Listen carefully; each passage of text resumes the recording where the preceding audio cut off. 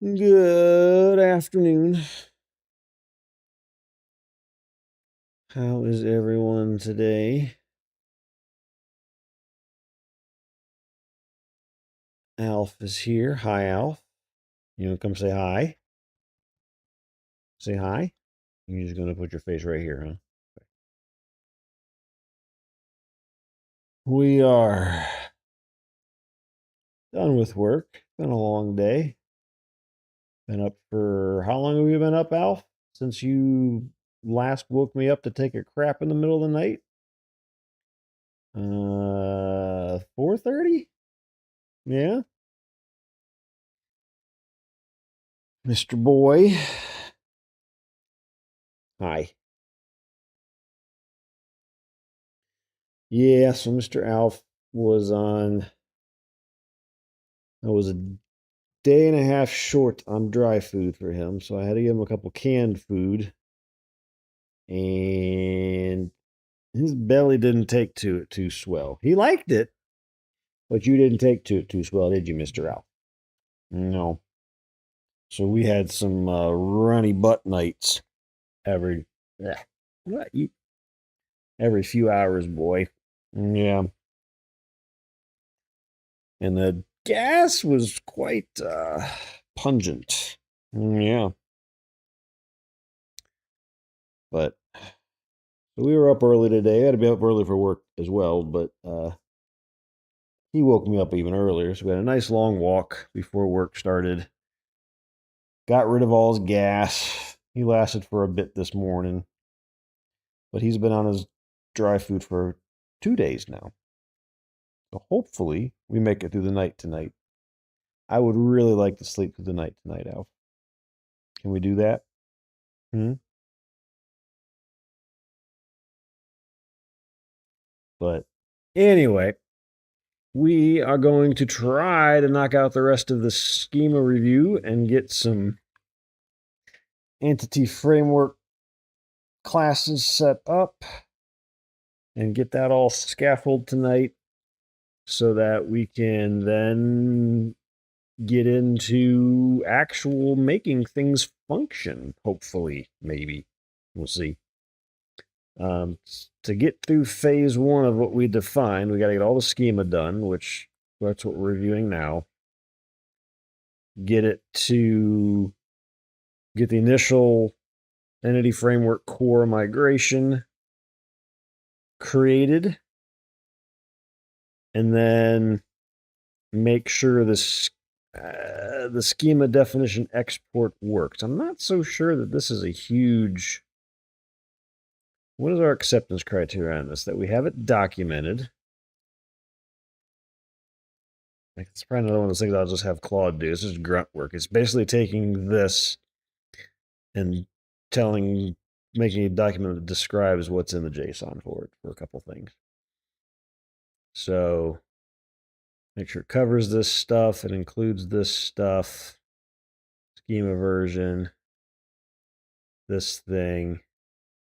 Human readable and diffable. So that shouldn't be hard to do. That's kind of silly grunt stuff. Once we get the rest of this defined, that should pop out easily. And then we can move on to phase two, which is actually starting to generate land and terrain and figure out all that stuff. So that'll be fun. That'll be finally something more than, it's all boring code to most people, but more than just database stuff. It'll actually be something that I can hit run on and see it do things. Now, there's not going to be a front end yet, but we can at least see things get generated and build some rough output to see what it looks like. So, I did a little bit yesterday and then I fell asleep. But we got down to here looking at characters and seeing how it did on that. So it's been pretty good to say. It did a lot of stuff. I've been adding more of the foreign key indexes that didn't put in there.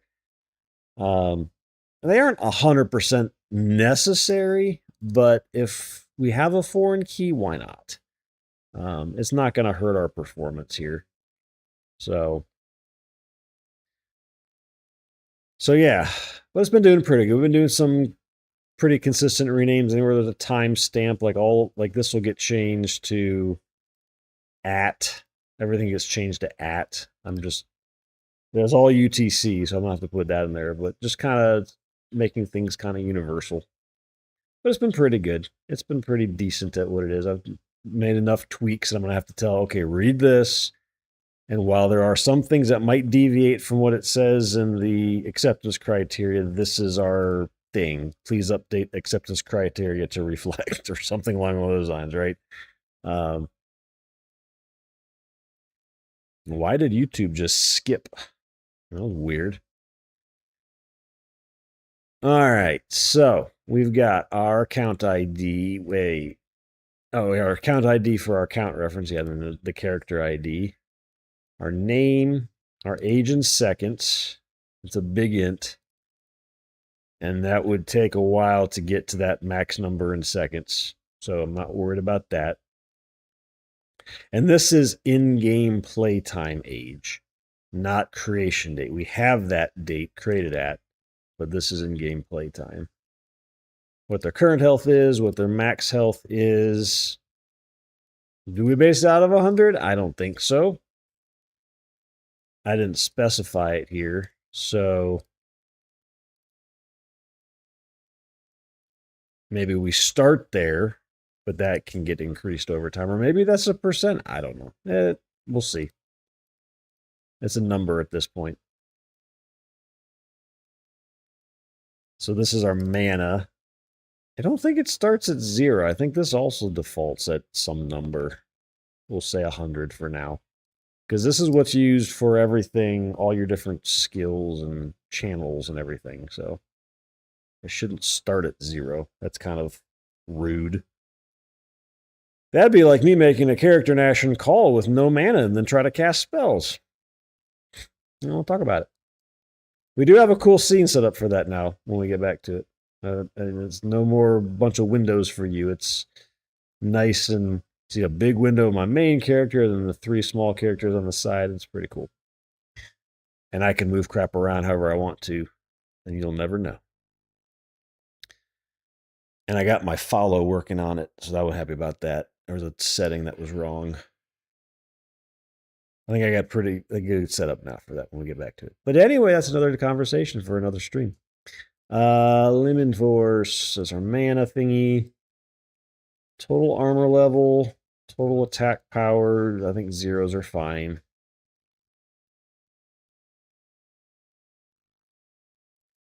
Detailed equipment stats. Okay, so this is just something that as we equip things, this gets updated. Just so that we don't have to go read all of the items that are associated to our character that is marked as equipped. We can just see the summary here. I think that was what that was for. Is dead state. No, that's the right. So death count is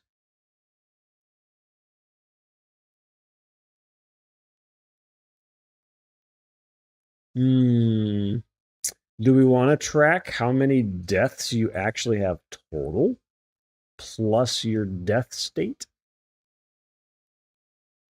I'm never actually dead true. I don't think.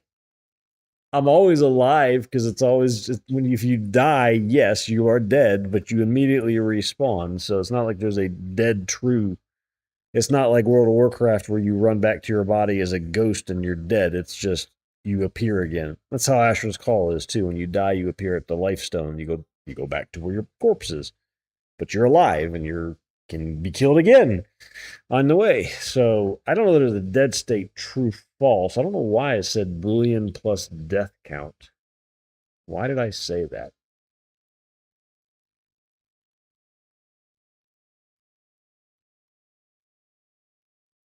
Needed for vitae penalty scaling option A or item drop scaling option B regardless. No.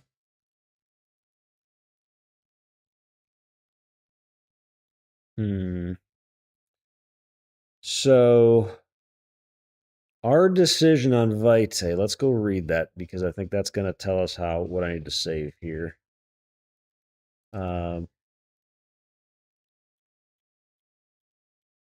This guy. God,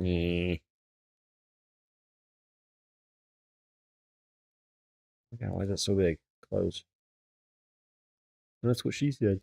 Okay, so we went with vitae stacks deaths 1 through 4, 5 through 8, 9, and 10. After 10, so it's just vitae death count. Like how many deaths are you at on your vitae, which is based off of your percentage, really.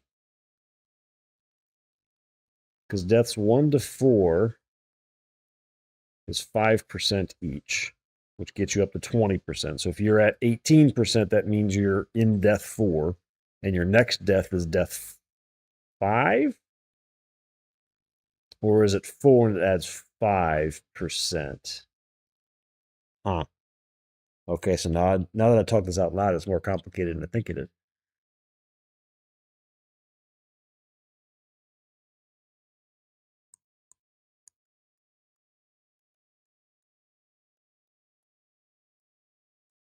I think it's each subsequent death we said would be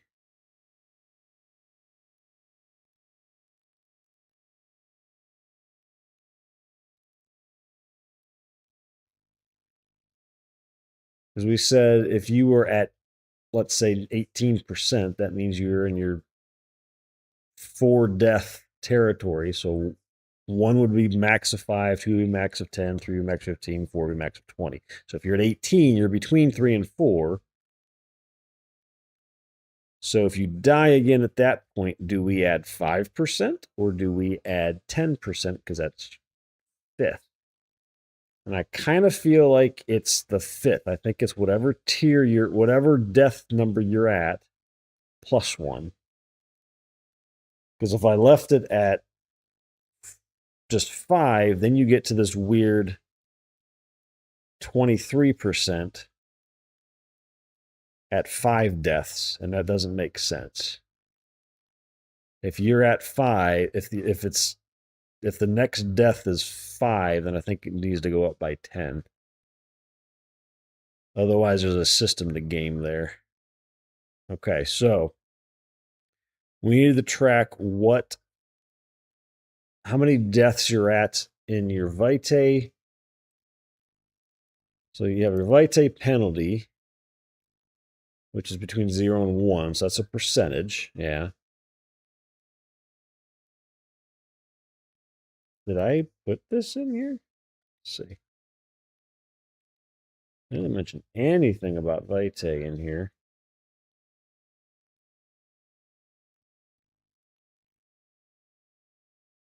Ba, ba, ba.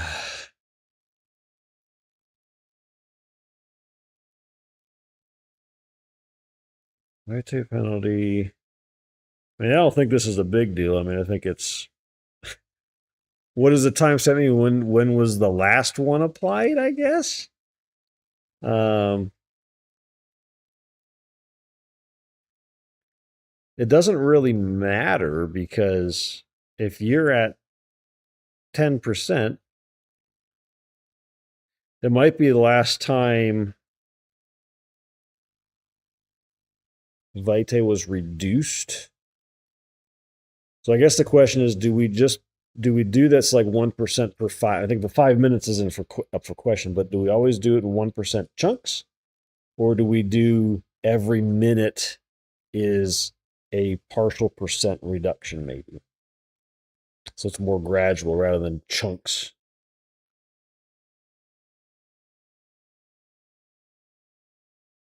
I feel like the gradual is less punishing and clearer what's happening.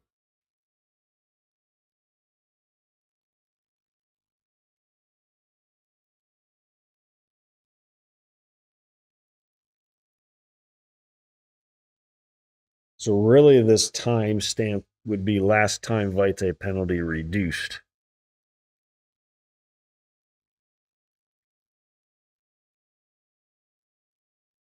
Or, as it's about playtime, you can't have vitae penalty and log out and expect it to go away. It's got to be actively logged in.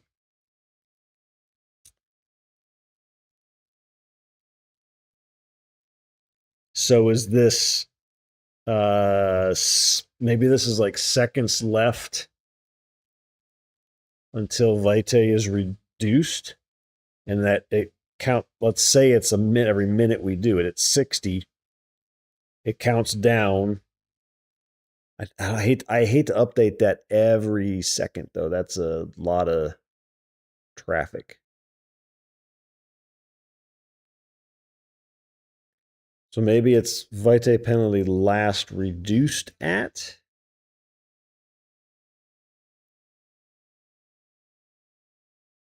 Here's what we could do. Age and total second. That's another one of those things that's going to be like, how often does that update? Because I don't want to be hitting the database every second just to update an age. That feels crazy. That's not good for performance. I hate to have a tick every second that's doing something.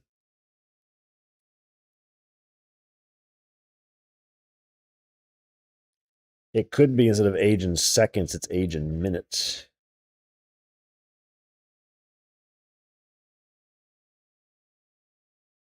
Then you could game that though. You log in and it ticks up, and then you log out. You log in, it ticks up another minute, and you log out, and you'd be gaming that.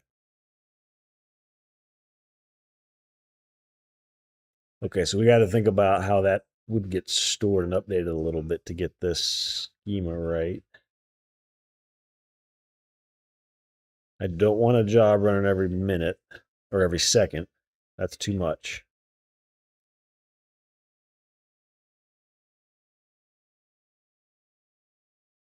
If I had a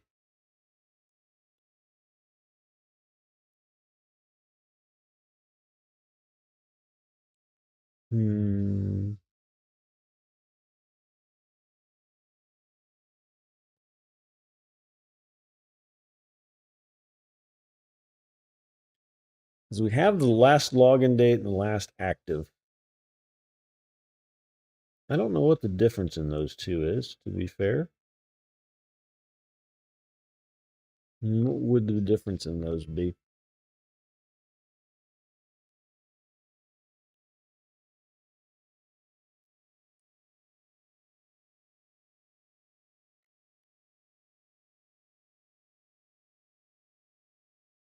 Hmm.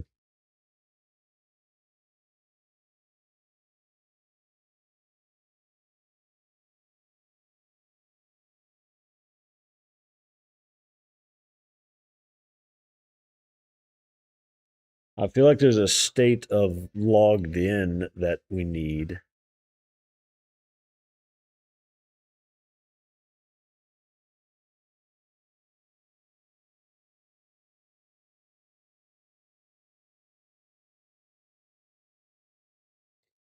I think at login and log out, at login we don't have to do this, but at log out we have to. There has to be a trigger that updates these so if they're precise numbers. But if logged in last, what's the word I'm looking for? It's kind of like a last poll update or something. And that fires once a minute to update your age.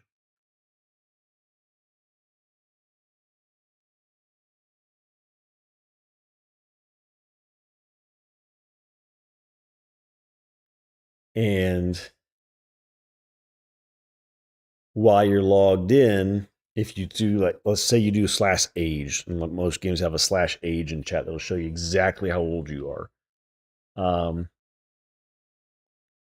It'll have what the last poll time was on your age. You'll know when it last happened, And then you would just take current time minus that number of seconds plus your age in the database, and that would show it real time when it's requested, right? So that lets you get away with doing an update once a minute, let's say, rather than once a second. That's a ton less updates to the database, which is good. And then that same thing can be applied to Vitae.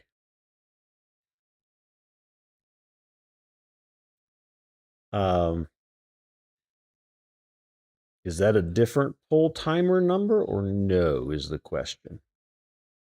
I don't know that it is.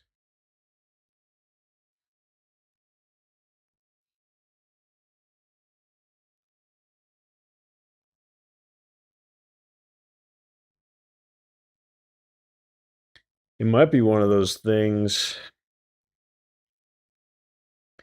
where if you log out, let's say you log in and it is not going to reduce your Vitae immediately, but you log out at 59 seconds, so it hasn't actually reduced your Vitae at all.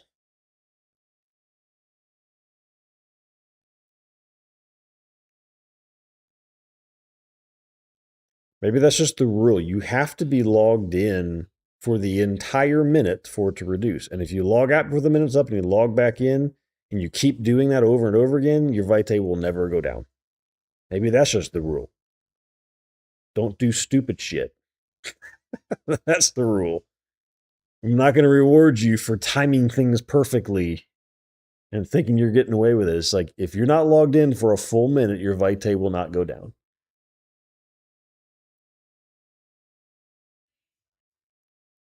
And then that just means we know how to calculate our age. We have a Vitae current value. And then each poll every minute will reduce your Vitae by some amount, whatever we figure out that percentage is, right? Because it might not be 5 minutes per percent. It might be 10 minutes per percent. That feels better, right? And then you're only reducing it by a tenth of a percent rather than a quarter of a percent. But that just happens at the poll timer time. So last login at, I gotta think of another other than poll timer because that's just very, very generic. Last age timer update.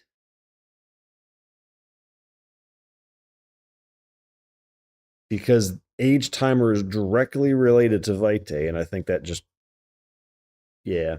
So last age time updated at. There we go, that. So if we do that, let me put a comment on this so I know what this means in the future. Last time the character's age was updated, used to calculate age total in seconds on login. No, that's not what it is. So last time a minute was added to age total in seconds, used to prevent double counting when multiple servers are running. No, that's not accurate. We're making shit up, AI. Sort of. This is sort of it is. Age and reduces Vitae penalty by X percent every minute. So last time a minute was added to age total seconds, it reduces. This is not changed on logout, as logout will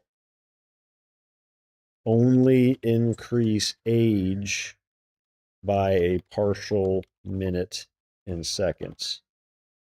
Vitae is unaffected unless a full minute is played. There. So that. I'm going to put this on multiple lines because that's way too long of a line. That hurts my brain a little bit. Let's at least break it here. So last time a minute was added to age total seconds, and reduces vitae and reduced vitae penalty reduced by X%.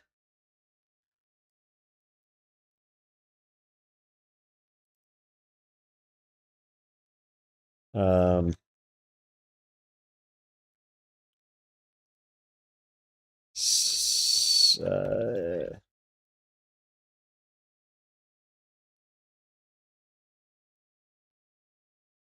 we'll just say X%.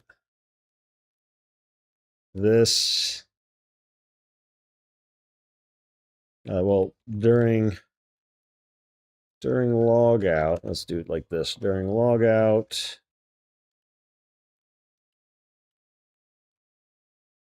we will only increase age by a partial minute in seconds based off this last updated time. Vitae is unaffected unless a full minute is played. Okay, so that's what that means. I think that works. So that way we don't have to, we're not constant every second updating this stuff. It's just once a minute. We look at, I say we do that, but everybody's going to log in at a different time, right? So we are kind of running this every second, but we're not updating every record every second. It's going to be scattered, which that's probably okay. Because there's going to be constant updates to records. I mean, that's no doubt. But that way we're not hitting every record at the exact same time. It's kind of spread out when people are logged in. If everybody logs in at the same time, fine, whatever. It's just gonna it'll get through it. That's fine.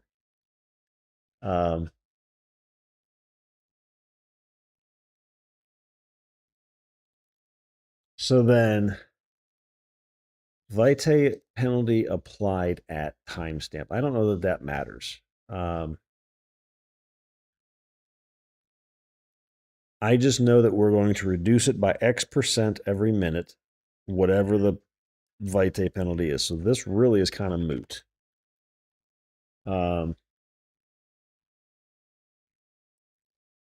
X%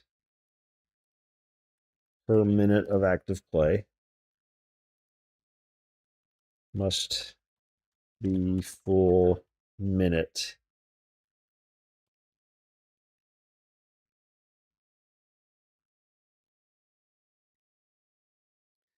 So that's our vitae penalty. Death count, I think, is just a number. And do we think they're going to be dying more than 2 billion times? Hopefully not.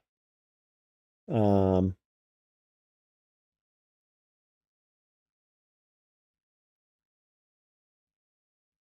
this goes back to, just for reference for everyone, max signed int 32 and 64-bit values. So just for reference, why didn't that give me the values this time? Okay, so max signed int 2.1 billion. So you'd have to die 2.1 billion times before this thing crashed out. And let's say it takes 10 seconds to force yourself to die somehow. So if we say that times 10 divided by 60 seconds, 60 minutes, 24 hours, you'd have to play for 680 years straight and die every 10 seconds. I don't think that's going to be possible.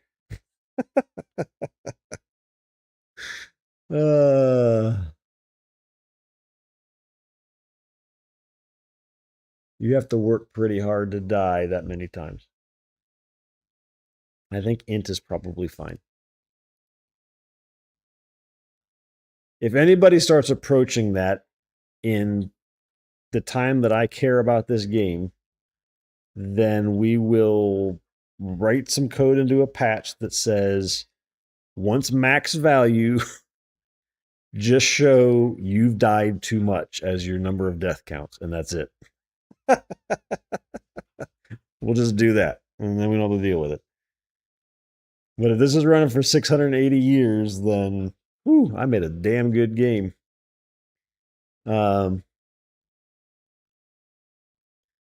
Is dead state. That doesn't mean anything.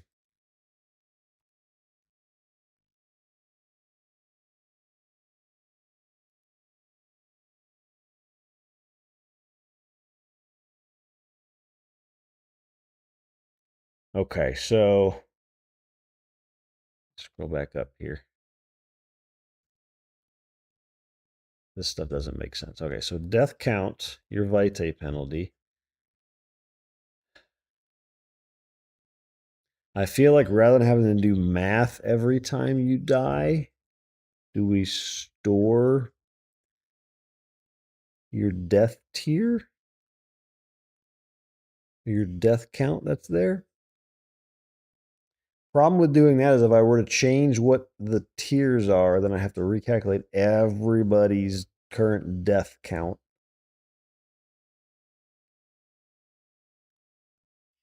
If I just do it this way, it's a quick little function that, or method that just says, this is your current vitae penalty.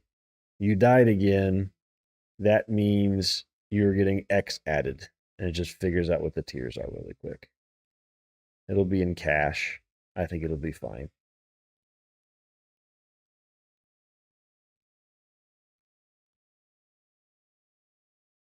Okay, so that covers our age, our vitae, and our death count. So that covers this, which describes nothing will. So then our location, current land block ID, current subland block ID, previous subland block ID. And this is because if you die in this land block, we need to be able to put you back somewhere. Now, if you but that only matters if you die because you got ambushed entering the land block, like if you flee, right? But we need to know that. We don't want to lose that. And there's probably going to be some other use for that at some point. Like if you flee another fight, like, oops, sorry, Alf, I didn't mean to touch your nose. I'm sorry. If you flee a fight while you're in that land block, I think it probably should put you back there. Yeah, so if you ever flee for any reason, you will go back to where you were before. So we need to track that. So that's there. Current subland block state for this character only. That's a JSON B. So that's going to include what mobs are there, their spawn timers, all of their what's around them. So you can't like go in and out and get new spawns. It's going to have to take time to go in and out. There's going to be some level of people doing that. If I have a 3x3 area, that just means you can go 2 out and come back and it'll potentially be different. But when we designed the land blocks, I think we took that into account too. You're not going to get an incredibly different, that's not what I wanted. An incredibly different one. Because for the subland block, we have the mob type definition set. So you're not going to randomly get completely different mob types. You might get a variation like extra of one versus another, but you're not going to randomly magically spawn something that didn't ever spawn there before. Unless it's never spawned, but it was in that list, like it was a rare spawn or something like that, right? We've got that kind of covered. But you've got to move away and come back to reset timers, which takes time, right? That's not an instant thing. It's not like boom, boom, boom, boom, boom, boom, boom. It's okay, move here. Now you're going to wait some minimum time, and then you can move to the next one away from there and wait some minimum time, and then move back and wait some minimum time, and then move back again, and then you'll be in there, right? So it takes time to do that, and you're not really buying yourself a lot of value, I don't think. Because I can't save individual states for every character in every subland block. That's ridiculous. Maybe that's a 9x9 or a 6x6 rather than a 3x3, but it can't save it forever because that gets crazy.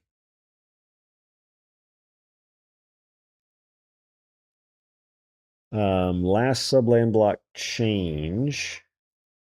Determine how much longer the character has to wait before we know that. Yeah, so we need. I don't like the name of that. Last subland block movement or transition or what, boy? You don't like me talking to myself? That's what I do a lot. You know I do that. I do that when I'm not at streaming.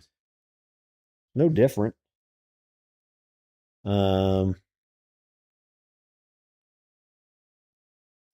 Last subland block.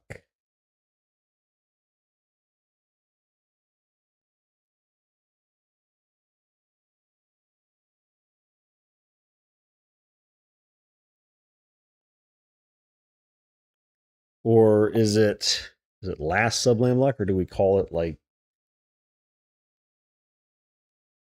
current land block entry at? Right? Maybe that's what we call it instead of last subland block. So current sub land block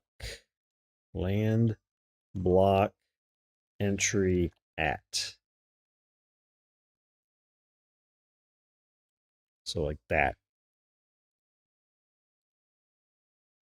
And that covers this thing. Created at last login. I think those are fine. I do want to try. I didn't put it on here, but I do want to track. Wait, what is all this shit? And why is that not here? It missed the whole section. Okay. Come back in a second. I do want to track the last logout time because that'll be used for offline schooling and knowledge gain. Because I'll need to know how long they've been offline for and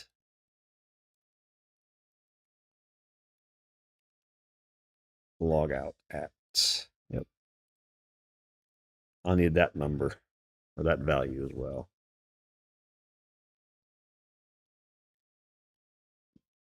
Okay. What, Mr. Alf? What? You're funny.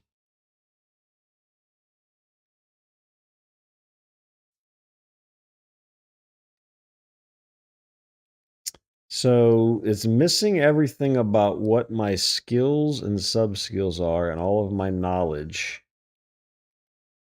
Those are, did we end up making those? Well, they're not here as entities, as different things, but maybe I did. Oh, I did. Yes, I did. Okay, so then we have our channel entities, our blueprints. Oh, God, you farted, Alf. It's getting better. It's not as assy smelly as it was last night. Oh my God, I could smell stuff from miles away. So this is our mastery stuff, channel blueprint, and that covers the channels that are known, the mastered knowledge that we know. So that's this. Crafting blueprints that we know. Okay, skills and sub skills.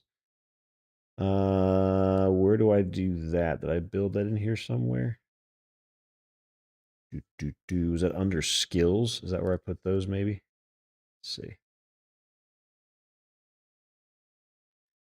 Character skill, what the base skill ID is, its value, and its information. Character sub skill, yeah. So we have all of that stuff here. Okay. Okay, so it didn't forget this stuff. I just moved it around. Okay.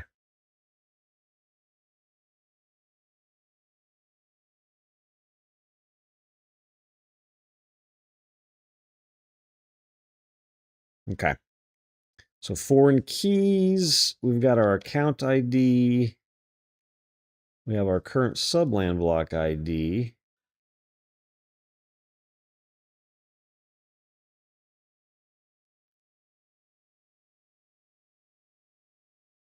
It can't hurt to have all that stuff. Why not? If something starts causing us problems, we can remove some of these. It's not the end of... Not really. I need this one. And I need this one.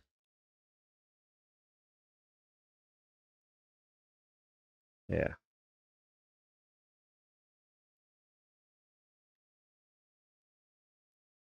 Okay. So that is our character.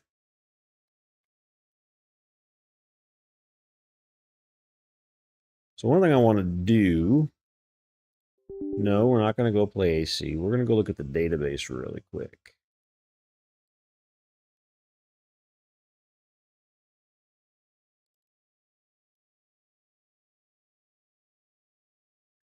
So in here, character columns, what all does it have in my that I'm forgetting about? Is deleted. I probably need that.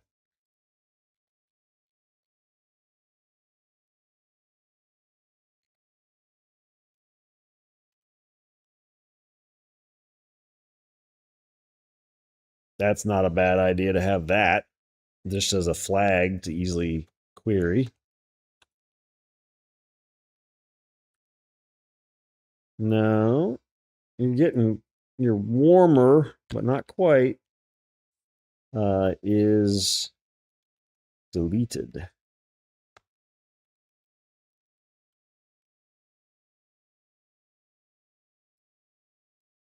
You didn't fix that for me, you butthead. All right. What else did we have?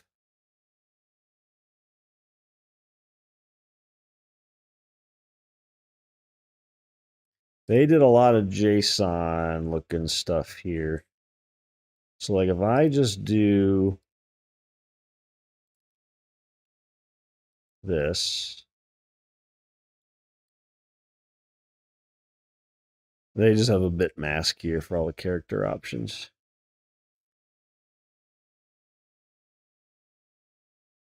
Which kind of drive me crazy. I hate bit masks. They are efficient, but they are impossible to quickly understand what it says. Okay, so not a lot of extra stuff there. And everything after that is going to be kind of very specific to this, right? Oh, friends list. I didn't think about that. We will need that eventually. Good evening, Midnight. How was your Greece trip? I assume you're back from that and not watching me while you're in Greece, because I wouldn't be watching me if I was in Greece.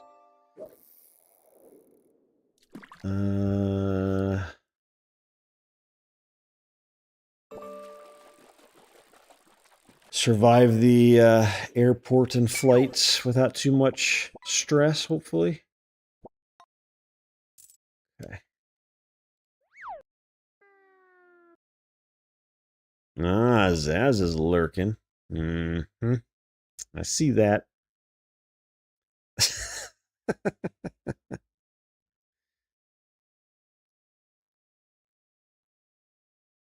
Or maybe not. Maybe that was her resub. She does 3 months at a time, and it might have just been that time. Oh, she's here. Oh, she is.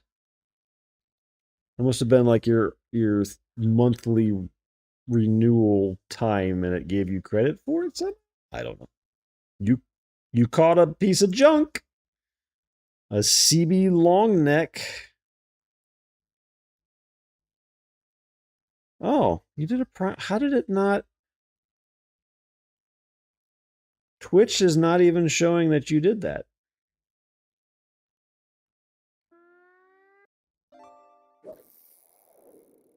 It's weird. Like I had no idea that you did it. There's nothing about that in Twitch.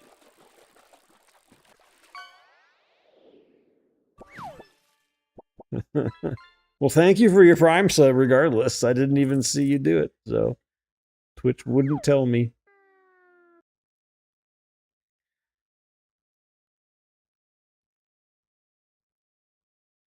Yeah, I saw that it's pretty hot in the UK right now. I've been there. We get there for extended period of times here too, so I also know that you don't have air conditioning usually, so it's different, but I understand the outside heat very well. It's just harder to get away from it there. Hi, Alf. Boop. Yeah, no, I mean it's let's see. Let me pull up my forecast on the other computer here. Because I know 34 is it was at 93, so I say that's not bad. It's not bad compared to what we get to frequently here, but I know without AC that's bad. So I get it. But it is definitely possible. Let me look at mine here. I can't see that. It's way too damn small that far away. So we'll be there. Let me put this in Celsius so I don't have to convert it all. No. You piece of crap. So we're going to get up to 34, 35 for 3 days straight next week, Tuesday, Wednesday, Thursday. Or Monday, Tuesday, Wednesday, Thursday. And today was cool. We barely got to 80 today, but it's going to be, what is this? 30 plus from this point forward for the next 2 months, 3 months. So.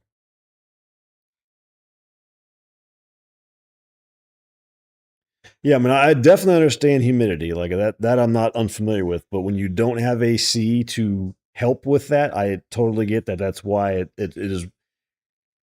Many people say it is worse in the UK just because you don't have the air conditioning. I get that.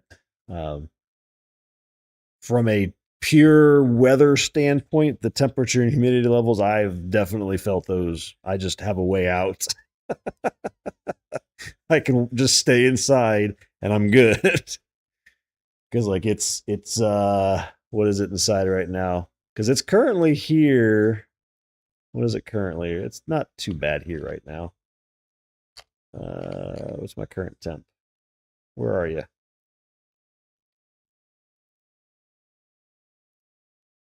So here, well, that's not it. That's the wrong number.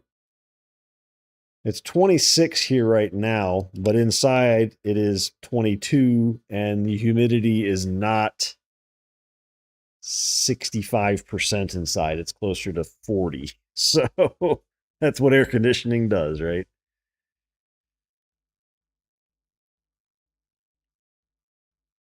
But yeah, no, I mean, without air conditioning, those temperatures suck. I totally get it. I was that way 2 summers ago when my air conditioning died. It was in the middle of the summer and it died, and it was sweltering in here. So I totally understand. It doesn't matter how much insulation you put in a house, it gets hot. It sucks. So I get it.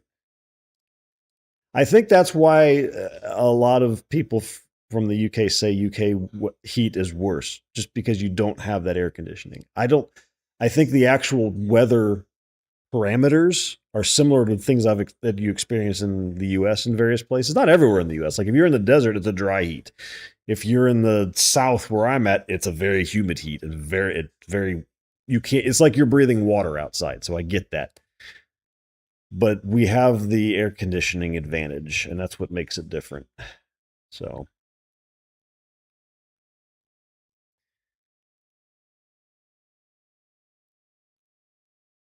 but yeah, it's not a contest. It sucks regardless of where you're at in the world. Hot sucks, and I don't like it, and I don't want to live in it anymore. And I just need to find a place that I can go. I was looking at some places in Alaska. I randomly look at Realty, like Realtor.com or Zillow, and just look at places I'd potentially move. And I found some cool stuff in Alaska. Um, but it's just like it's the financial side of things just doesn't make sense right now. But yeah, I was looking in some just outside of Anchorage. Um, Let me pull maps up and zoom away from my house first. Hold on.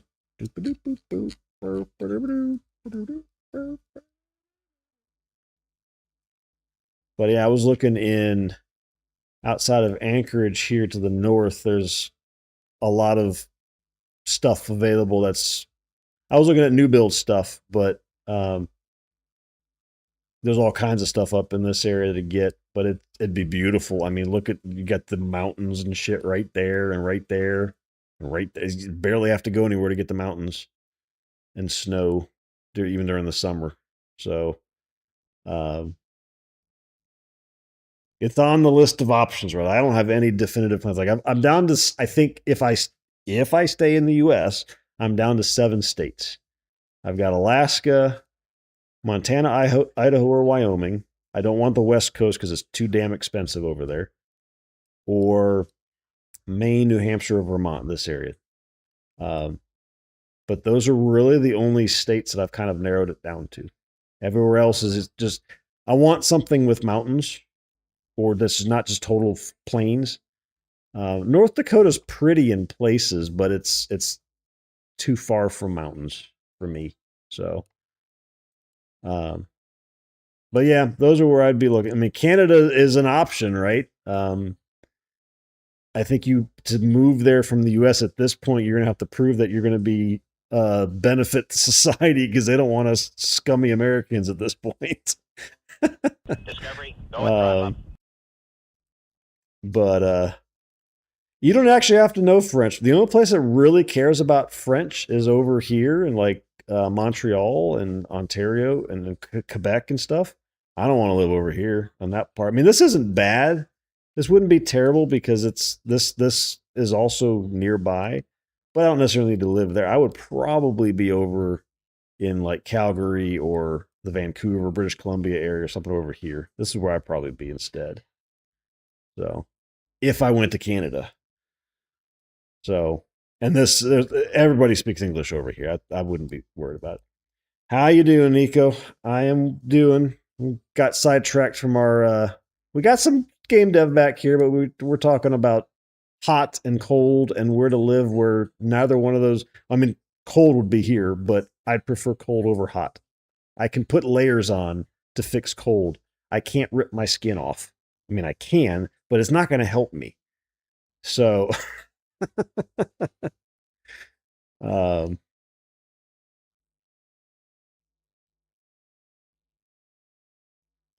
but yeah, no, I mean that's why I'm looking at those places. Those would be the places if I'm not gonna say if when it's gonna happen. Like I don't living in North Georgia is not my final destination at all.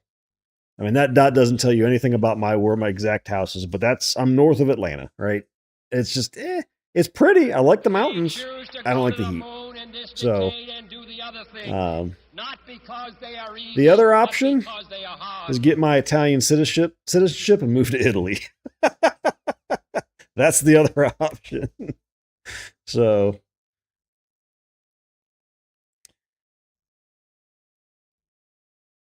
thank you for the biddies, Zaz.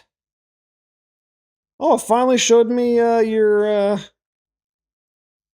Prime 8 minutes ago. It just took forever to come through. Weird.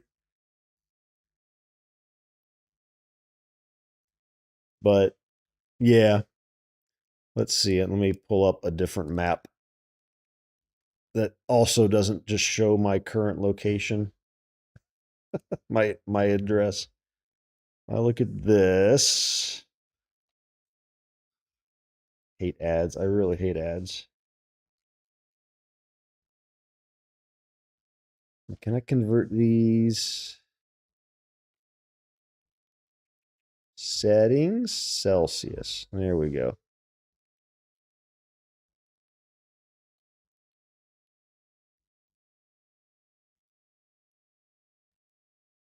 I hate ads. I'm going to zoom out. There we go.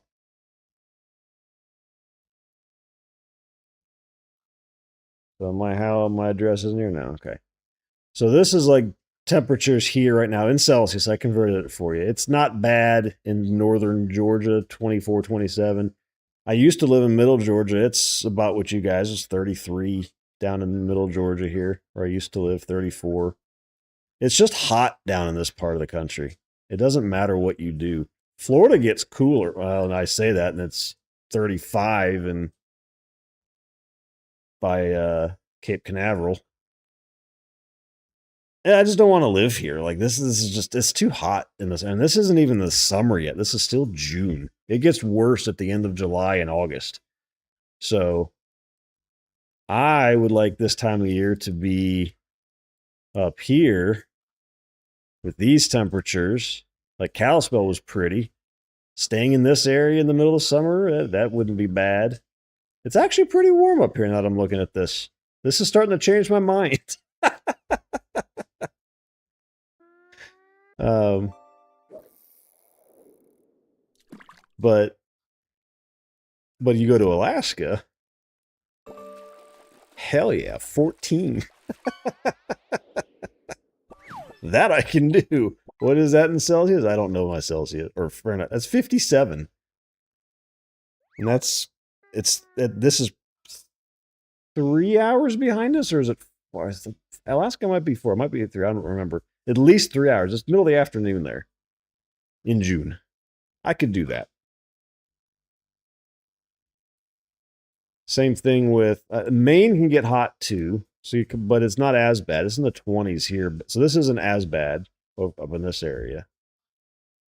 But yeah, this is interesting here. Like I didn't realize I got this hot in the valleys, most likely in the plains areas of these areas. You get in the mountains. Like if I zoom in on the mountains, it definitely cools off. Gets into the 20s more than the 30s. So anyway, interesting.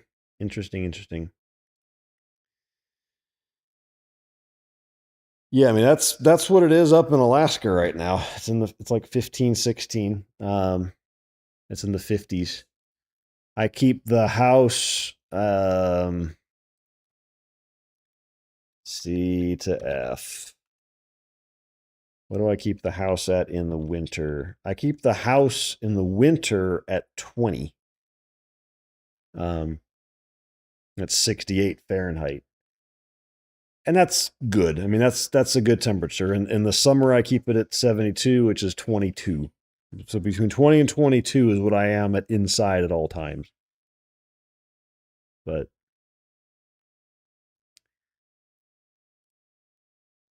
I'm sorry, Lana. Next one. I don't like Lana. I'm not a big Lana fan.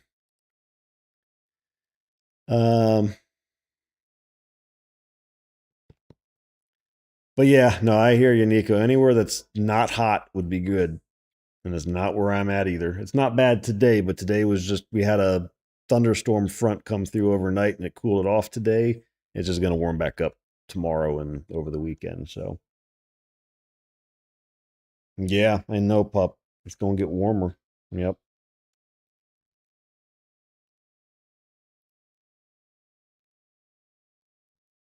Some people do. I don't know either. I don't know how people like hot temperatures, but some people like it.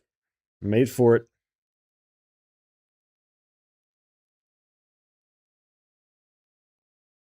Are you staring at me, Alf, because it's time for your jerky and pee break? Is that why you're? Are we getting back to a normal schedule where you're not crapping every 2.5 hours? Hmm. Yeah.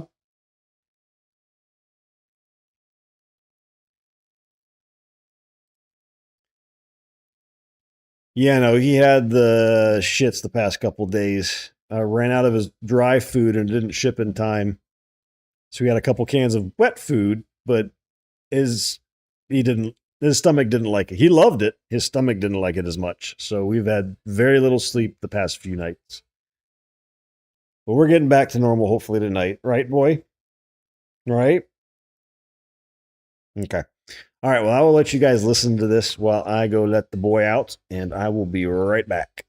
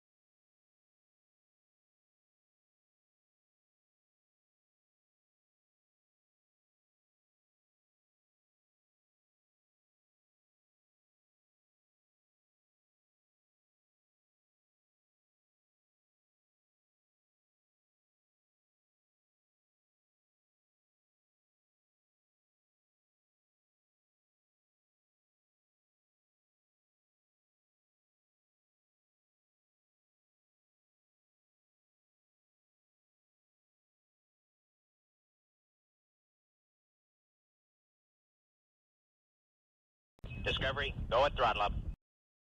All right. That was the first bathroom break for Alf that he didn't squat to fart and dribble. So that's improvement. Thank you for the follow, Cookie. Or Katie, however you go by. We'll call you Cookie Katie.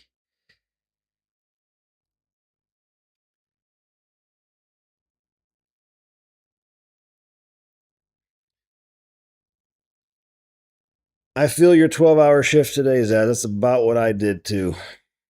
So I was up at 4:30, started work at 5, finished just before I started stream. So yeah, I feel you. Hi. Who is the Alf? Are you happy? Yeah. You want to say hi to everybody? Look over here. You say hi?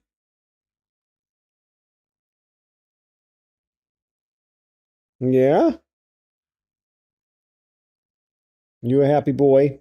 Is your belly doing better, boy? Yeah.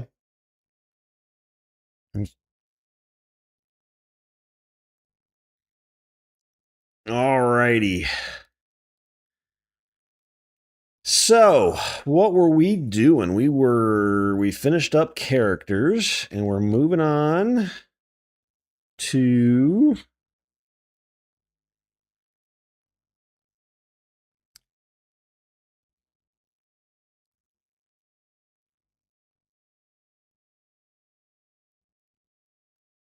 let's see. What's coming up here?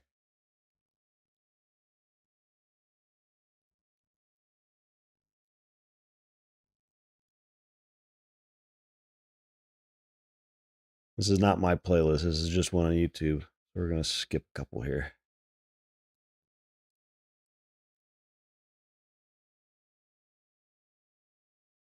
Water park simulator is going to go. Do you want me actually crapping in your pools constantly? Because that's what I'm going to be doing.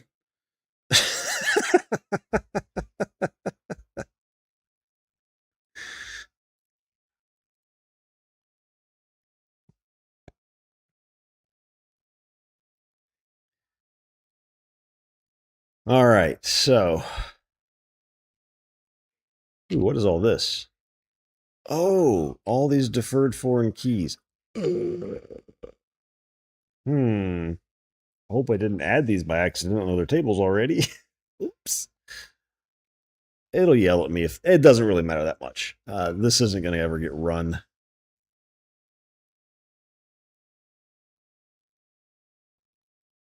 I don't really care. I probably added these to other tables that I shouldn't have before, but oh well. Let's see.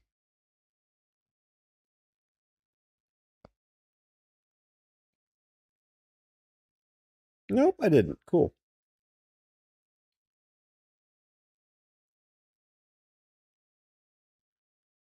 I don't think. No, I didn't. Okay, cool. Okay.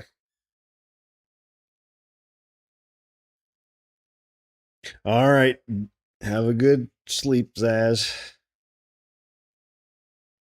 Enjoy your, I'm guessing, another 12-hour day tomorrow. Thanks for stopping by.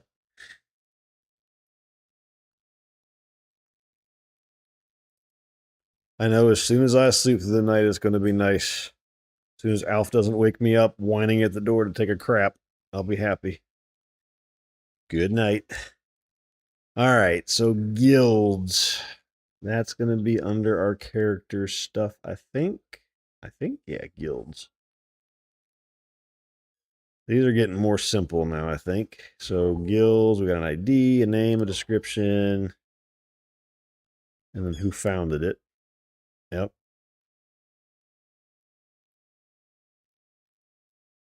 Guild memberships, the ID for the membership, what character it was, what account they're on, what guild ID it is. Are they a leader? Are they online?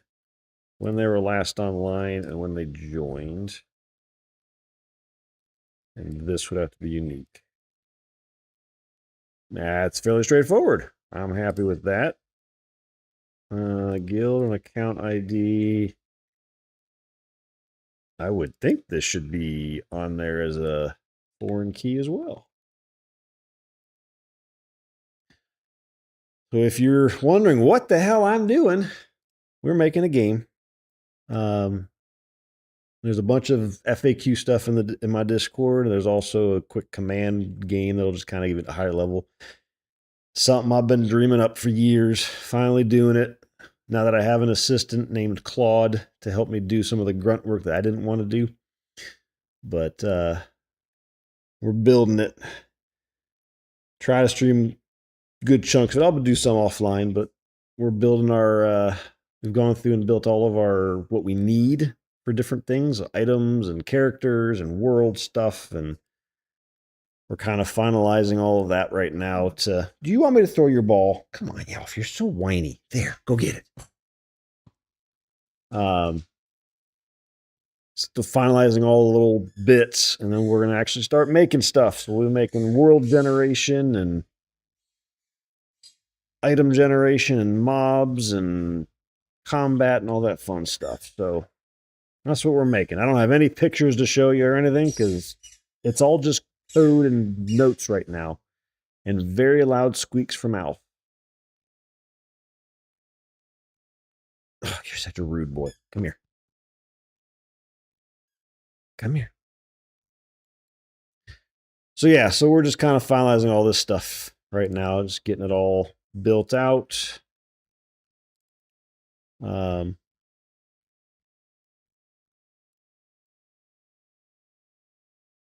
Oh, I duplicated that. Yeah, there we go. Oh, I got your ball. I don't know if this is even visible in the camera because it's blue and it's probably becoming gray in the camera and see-through, but he's got a ball that he loves to squeak and chase.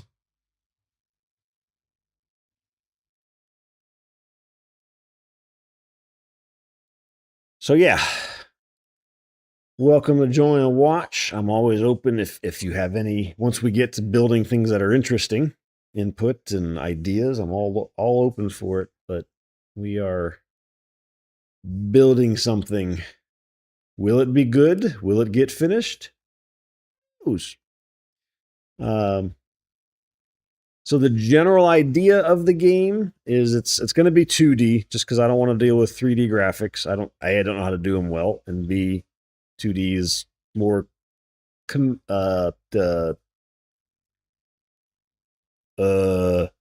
words are hard, conducive for this game. They're better for this game.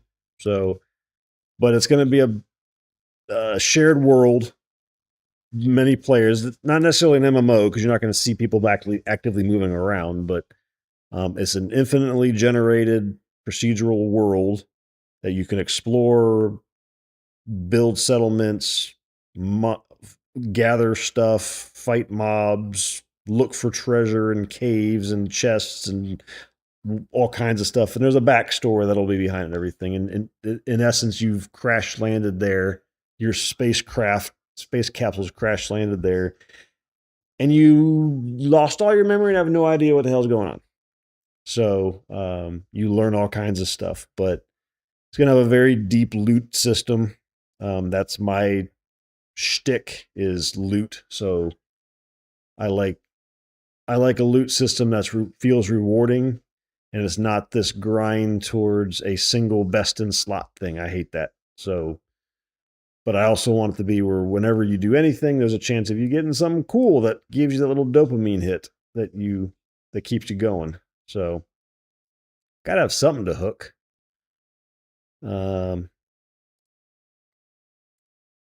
But so yeah, so it's a concept right now. We're just trying to start building things out. Probably in the next couple weeks, we'll start building some of the systems and world generation. I've built a little bit of prototyping of it, but nothing that I would call polished. Yep, you got to start somewhere. I've been programming and doing crap for 20, 30 years-ish. So I'm just trying to use that experience and knowledge to try and build it. Never built a game, so it's probably going to have problems, but we'll work through them. Are you squeaking over there, boy? Give me the ball. Give me the ball. Come here. No? Okay. He's very possessive of his balls, of his toys, I should say. Let's use a different word there. He will come up to you and squeak it in your face and stare at you and go, hey, Dad, throw it, but not let go of it. And when you go for it, he grabs it back very quickly. So, yeah, he can be a dick. Anyway, so what we're just kind of finishing up what we're doing here is this is a big database definition of all the stuff.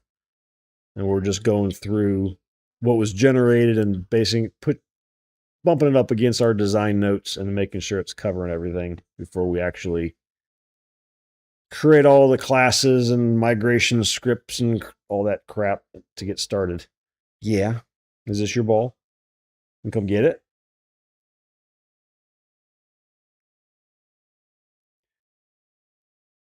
Yeah, once I throw it, he's happy. Like he's extremely excited right now. But he'll come back with it and go, hey, Dad, throw it again while it's in his mouth and not give it up. And if I try to go for it, he's like, no. And if he drops it and looks away for a second and I start moving towards it, he immediately runs back to it and grabs it. So he's good at the fetch. He's not so much good at the putting it back down to let you throw it again. You're going to annoy every dog in the world, Alf. Yes. Yeah.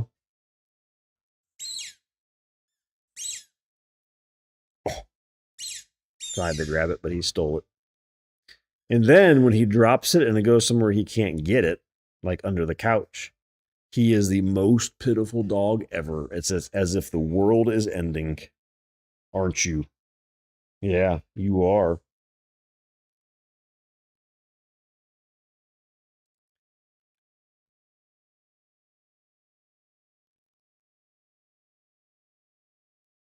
And now he's staring at the ball is on the ground. I can't reach it. I can't get to it. He's looking at me like, Dad, throw it. I'm like, I can't get it. No. Give me your ball and I'll throw it, but you got to give it to me. Give me the ball.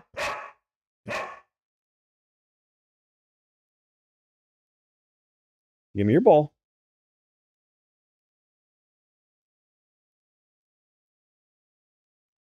See, you can get it just fine.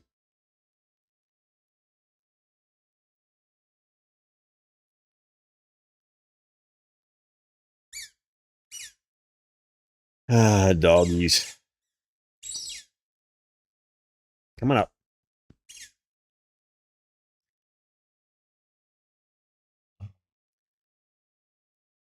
Like he's grunting at me now with the ball in his mouth. Like, Dad, throw it.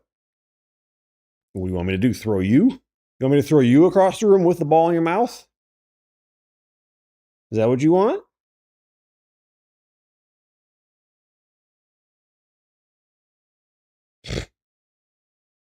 You're rude, Alf.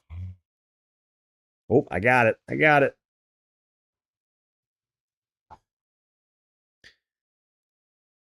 All right, so account sessions. What was that one? That is just...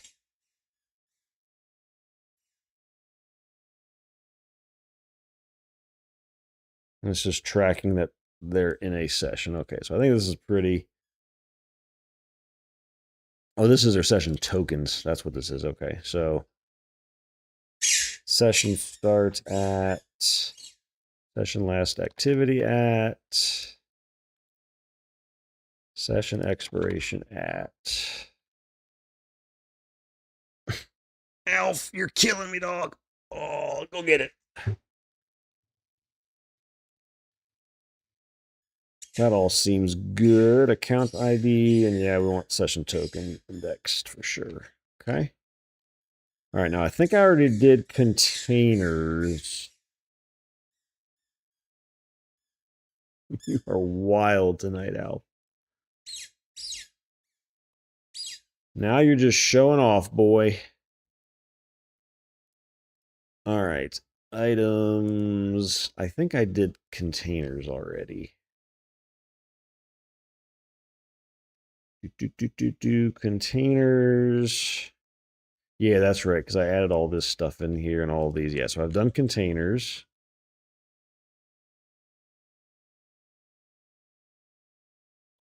Oh, well, you don't get any music on YouTube, but you can hear me chat and Alf squeak his toy and drive your doggies crazy. I will say Twitch does 1440p now when you do enhanced broadcasting, so at least Twitch and YouTube are the same resolution again, finally. So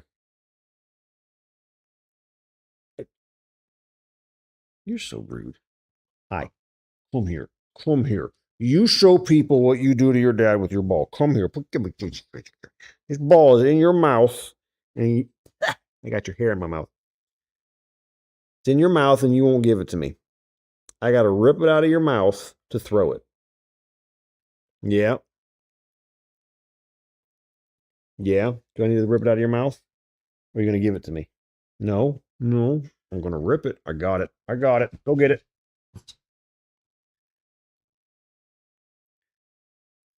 All right.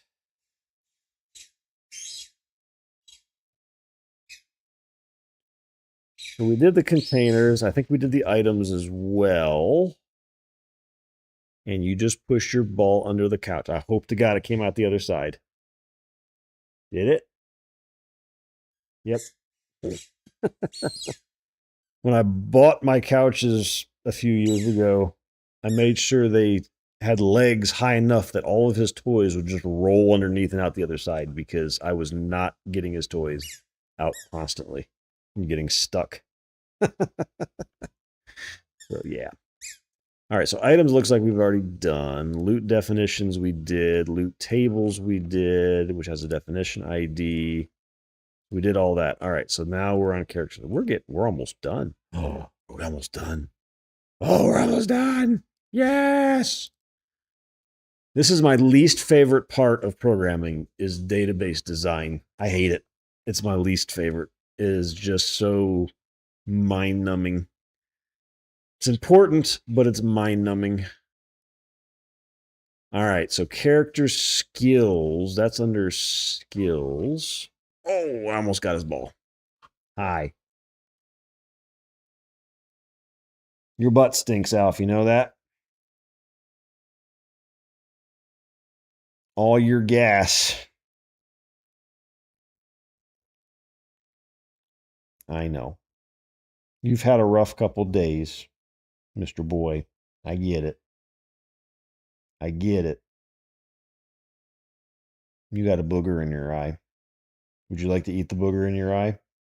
It's the other thing Alf likes. I pick the boogers out of his eyes, and then he likes to eat them. He's like a toddler. Come here. Give me that. Where's the other one? Give me this one. Come here. Don't move. Hang on.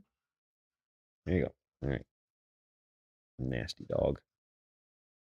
Nasty dog. Uh,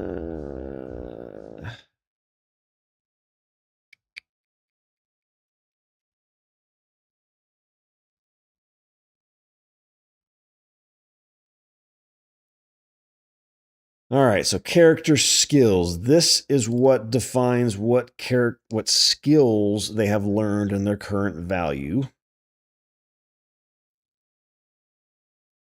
This I don't agree with this.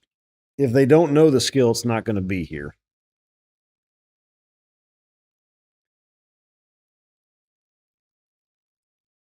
Let's get rid of that. Default is 1. Record won't exist if they don't know it.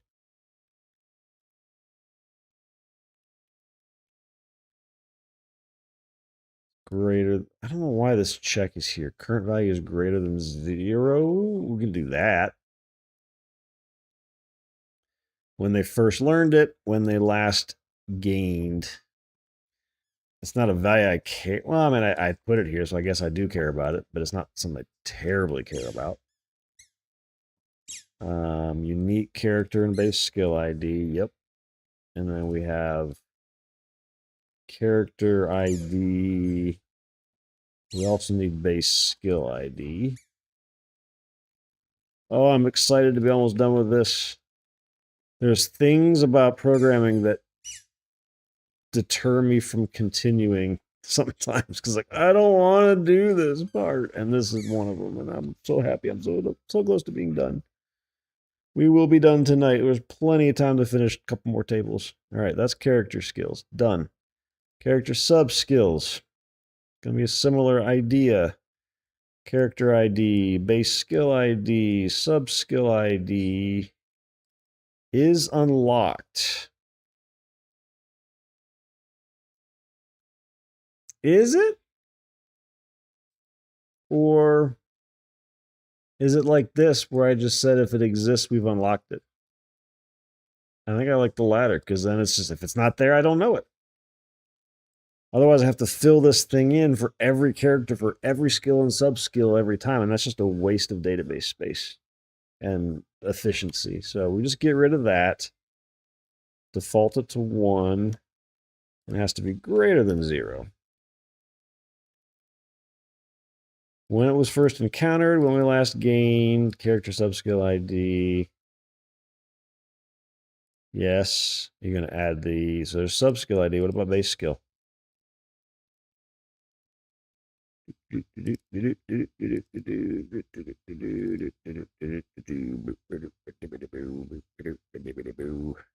right, there's all those foreign keys.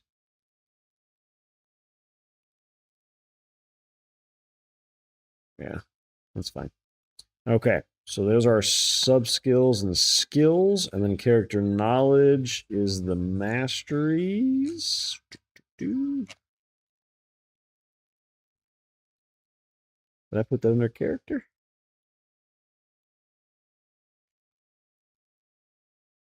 Yeah, so these are under character. Okay.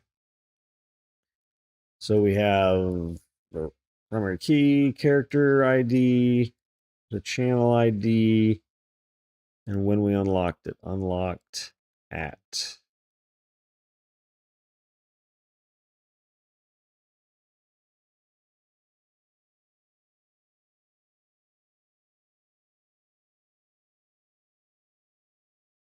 Yes. Okay. So that's pretty straightforward. And we have character ID. We need channel ID here too. Well, unique, I think, does make an index. So I don't know that I need the sub skill here. It doesn't matter too much. If it's redundant when we build the EF code for this, we will just say remove any redundancies in the what's indexed. It's okay, Alf. It's a motorcycle. Please don't get up and yell. I would really appreciate it. I like quiet. I do. It's okay. I got my arm on you. You're safe. All right. Character channels. Similar idea. Characters channel unlocked at. Yes. And then this one needs a channel ID. Yep. Okay. At blueprint ID. It's like it knows exactly what I want. All right. So then the blueprints, same idea. Character blueprint ID unlocked at.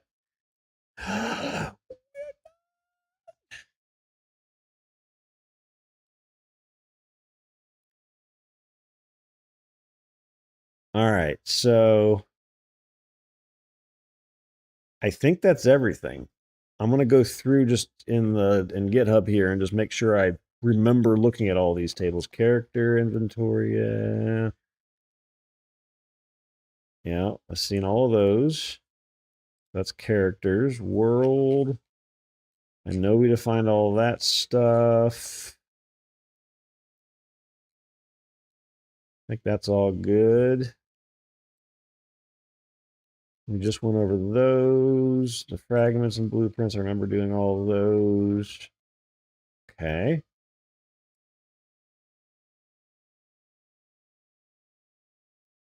And then item stuff. I know we did all that stuff. It's been a bit, but I just want to go back up. Yeah, statistics, properties, enhancements. Yeah, okay, we did all that stuff. Okay, cool. Container, loot table, loot definition. Yep. Okay, so that's the items. We didn't look at mob, but I know we did them. We did world item. Okay, so just mob was mob type and mob spawn weights, and we did those early on, I think. Alf's about to bark. You watch.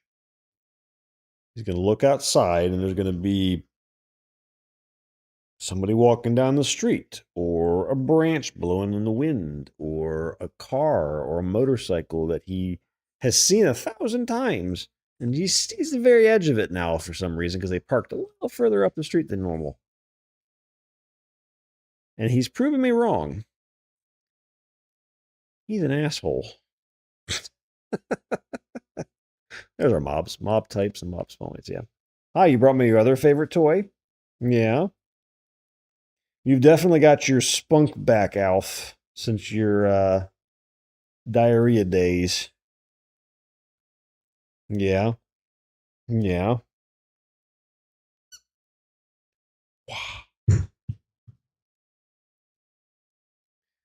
Okay. That is our database. So, first thing I want to do with this newly found information, Claude.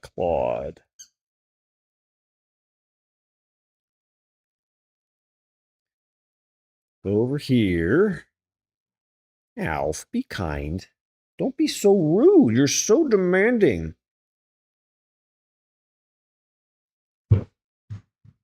It's as if you weren't sleeping on my belly today while I was in meetings.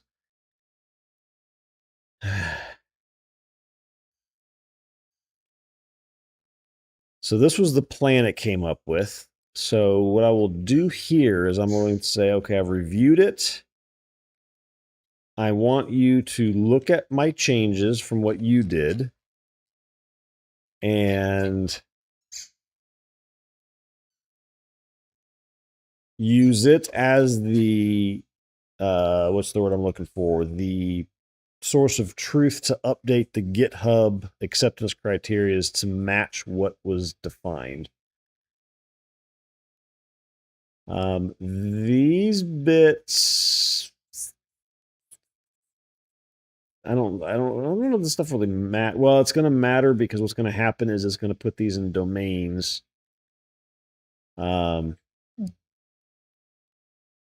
You're so pitiful. You know that, Alf? How about this one? How about I throw this one? Because I don't want to reach for that one. That's hard. You want this one to throw? You want this one? Oh, go get it.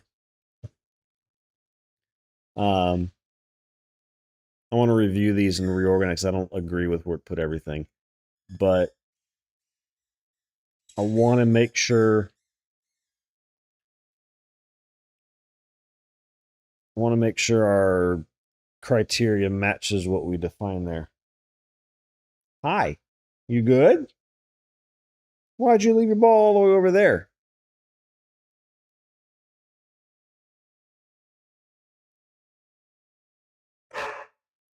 What? Oh, so demanding night. You want this one? Go get that one. Nut. All right, so step one is, what did I call this file? Initial schema SQL.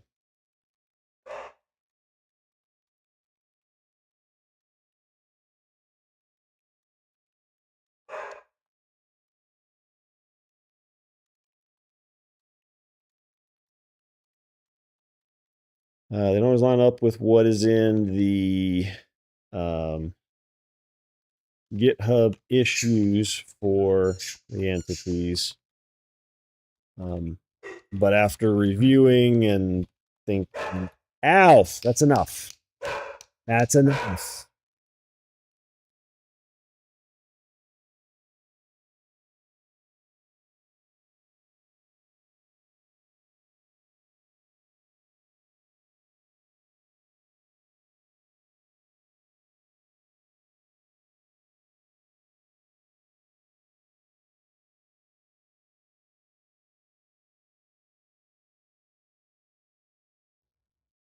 Ah, it's getting too crazy.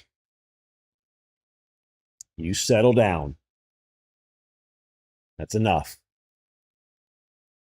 You get so worked up so fast. Now you're going to crash. All right, so you're farting, aren't you? That's why you're barking at me. Stop. No.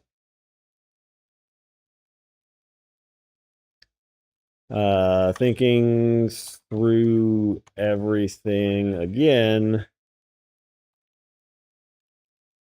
Changes were needed. Please reconcile this as the, what actually I'm going to call it, the initial schema SQL in this folder with the GitHub issues and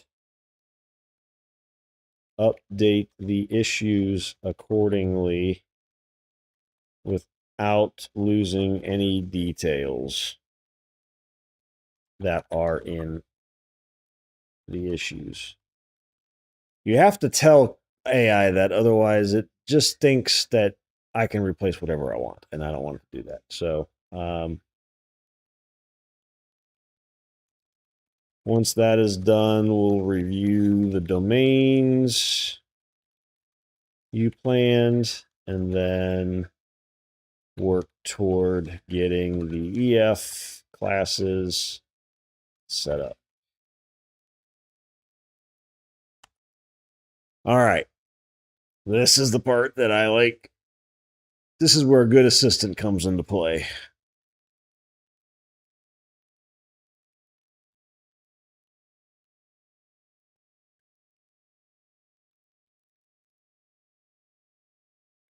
Settle down, boy.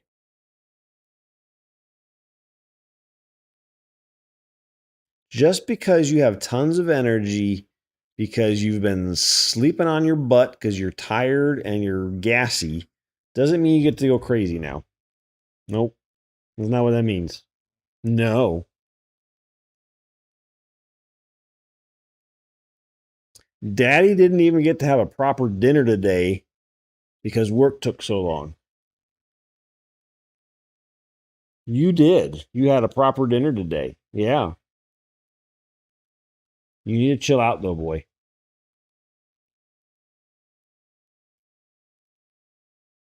Don't snort at me. It's almost done thinking. Let's see what it does. No. No. Alf, you settle. You settle. That's enough. I'm busy, boy. No. You stop it. I'll scratch you. Come here. Come on up. I'll pet you. That's fine. Just don't be an a-hole. Please. I don't ask much of you. You know that, right? I really don't.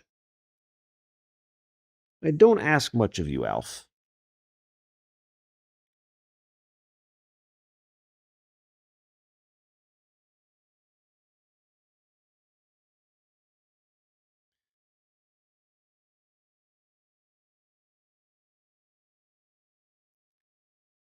All right, so it's editing. What does it want to edit? It goes 2 bugs I'll fix first, plus 2 missing indexes. Then I'll update all 5 schema issues, starting with the SQL fixes. What are you editing? Let's see. It wants to do what? This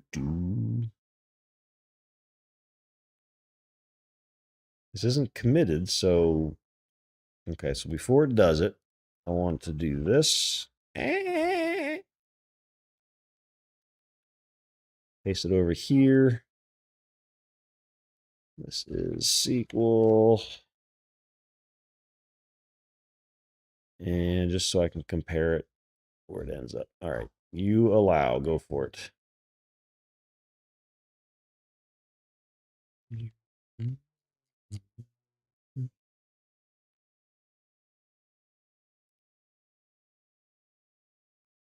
Okay, so what did it change? Okay, fine, do it. Ah, I thought there was a couple extra indexes. I'm okay with that. Oh, there are bugs. That was actually valid. Would I spell something wrong here?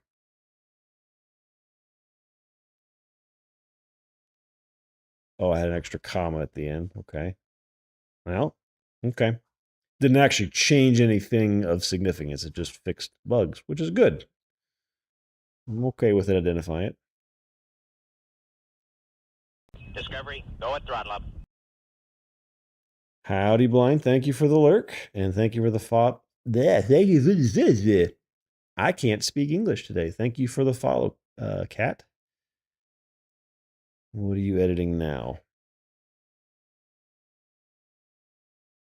It's a temp. You can... Okay, hang on. Let me change this. Auto mode. Allow.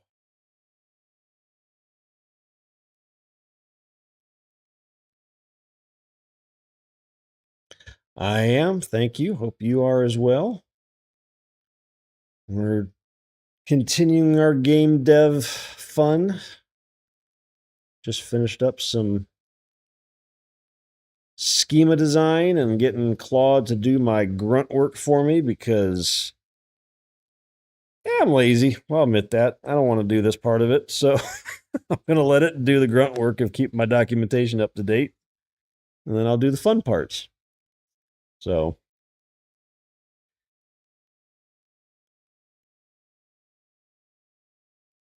yeah, everything is well with you all. Thanks for stopping by.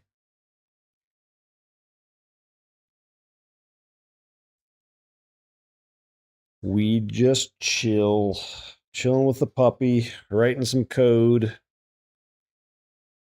listening to some music. Headbang. No, I don't do that. Oh, it makes me dizzy. I can't do that. I don't even think I did that when I was younger, but now I really can't do that. We choose to go to the moon in this decade and do the other things, not because they are Thank easy, you for the but bits. because they I are appreciate hard. it.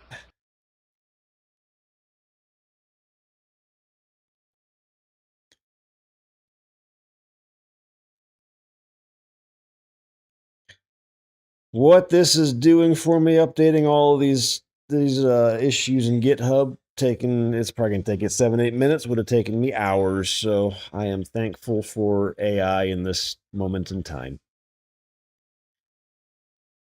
This is one of the few applications that I am okay with AI helping with. I don't think you should ever use AI to build something entirely and not know what it does, but grunt work and reviewing everything, that's okay. Discovery, go at throttle up. Howdy, Bearded. Thank you for the follow.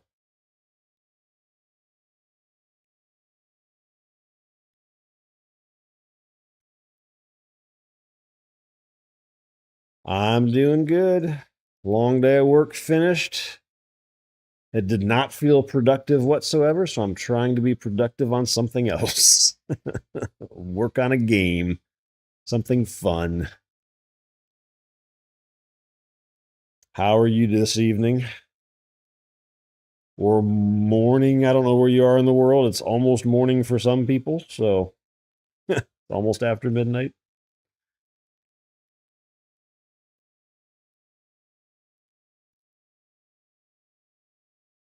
All right, cool. Cool. Yeah, it's about 7 o'clock here in the evening. So, all right. Ooh, they've some weirdness. What is going on there? That's different. Writing that in real time. Cool. Yep. So am I. I'm down in the Atlanta area. So East Coast.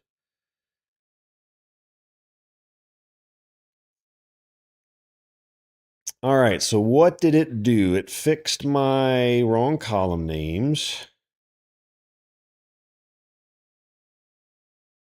Well, very cool. Moved to Maine. I was up in Maine in, was that last year? The year before? No, the year before last. Went up to Acadia National Park for a day.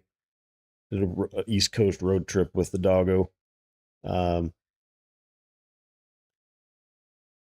I'm looking to move in the coming years, but maybe once puppy is either calmer or older, more mature. Just because he's a handful now, and the moving would not be fun. But I am looking to move somewhere cooler. I have Maine, New Hampshire, Vermont are three options. Montana, Idaho, and Wyoming are three options, and Alaska is an option. All cooler climates. That's what I'm looking for.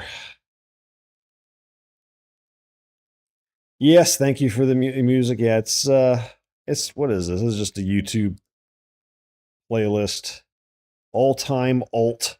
So just various alternative stuff from the 90s. It says through today, but mostly 90s and early 2000s. That's my youth. So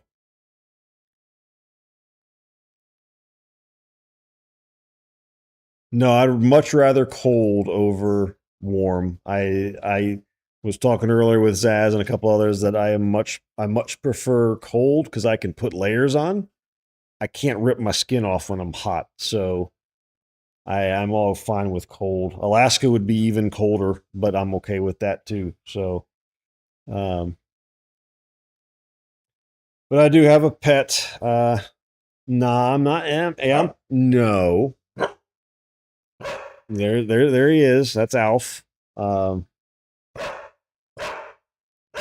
he's a very demanding golden doodle, about 50 pounds. Yeah, I know. Do you need to go to the bathroom? Are you at the point? Do you still have a little bit of gas left in you? He's had some tummy troubles the last couple of days. He's very gassy. Hey, Seb. Okay, let him out so he can get his gas out and not be on the floor. I will be right back. Don't go anywhere.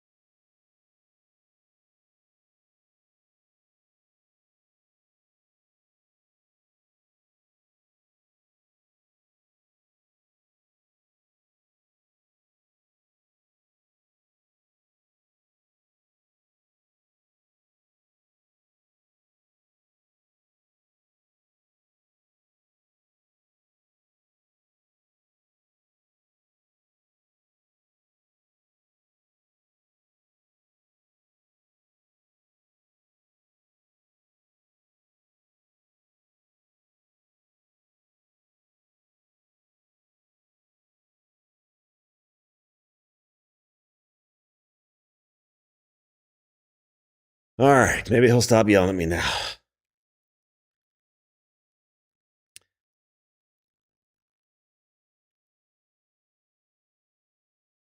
Not a fan of cats personally. I don't. I'm not bothered by cats, but I grew up with cats because that's all my dad wanted around. He wasn't a dog person at all, so we had cats my entire childhood with my parents. So I don't have anything against them, but I've had dogs since I graduated college. Come here. Um, they're just better company. I do want a break after Alf is in puppy heaven so I can do some traveling. I don't like boarding dogs, though. That's my problem. So everything's a road trip with him. He's got to go with me. It feels like boarding a dog is like boarding a child, and that just feels wrong. So you need a settle, boy. Um, so yeah, so like last year we did in September, October, we did a 4 week, 11,500 mile road trip to 20 plus national parks. Streamed most of it as we could, so that was fun. Um, so he's seen a lot of the U.S. All right, so this is the worst summary ever. Okay, so it actually did update these. All right, let's look.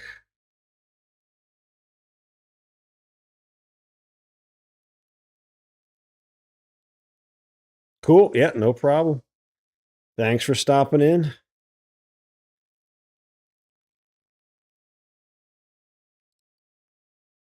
All right, so let's see. Did it actually update everything correctly? Let's have a look. I'll look at the history on these. What am I looking for? History. Where's the history? Is it here? No. There we go.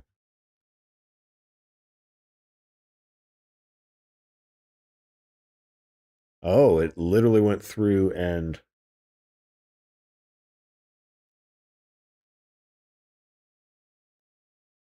put the stuff in there. Okay. I kind of.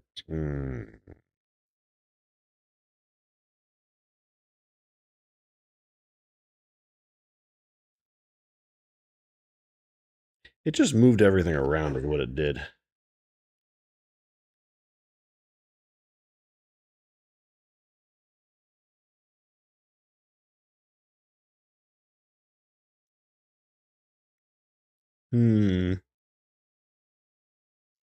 I hate things that do that. Like it just completely moves everything around and everything is diffed.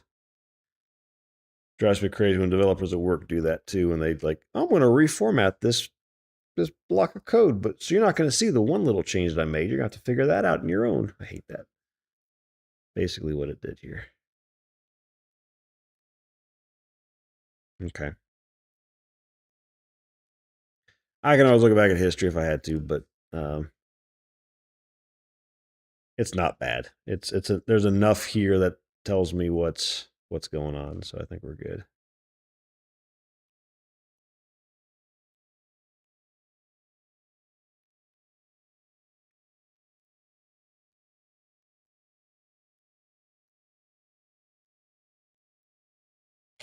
Okay, so that's the mob stuff. Yeah, let me go back to this one. World stuff. What does it look like?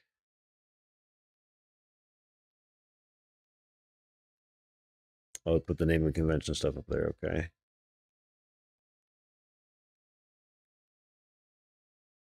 Okay. Well, I mean that's better. It lost some of my notes that I had in there, unless it moved them elsewhere, which it may have. But that's okay.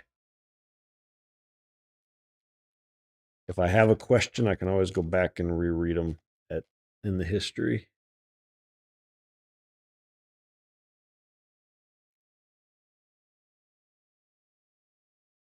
This one we already looked at. Mobs. Item.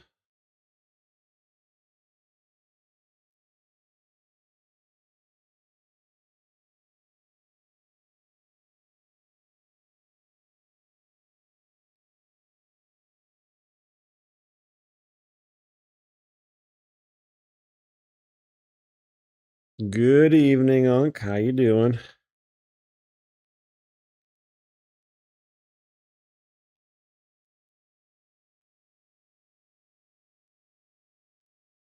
Okay, so that's item, character. We already looked at this one, I think.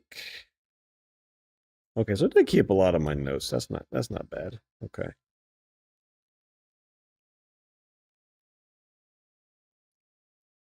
And then skills.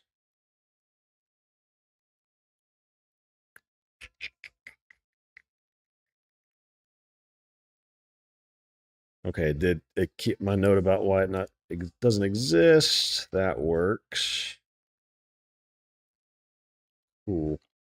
All right, so we got some updated stuff there.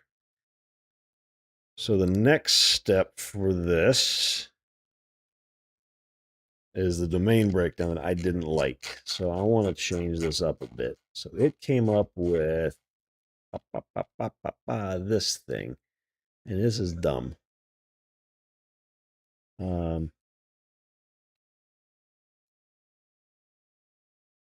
I just want to copy it over into here for now.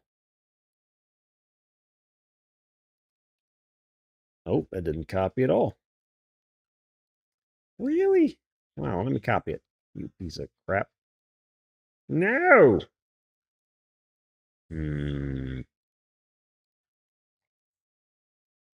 Fine. I will copy the whole darn thing here. And then delete the bulk of it.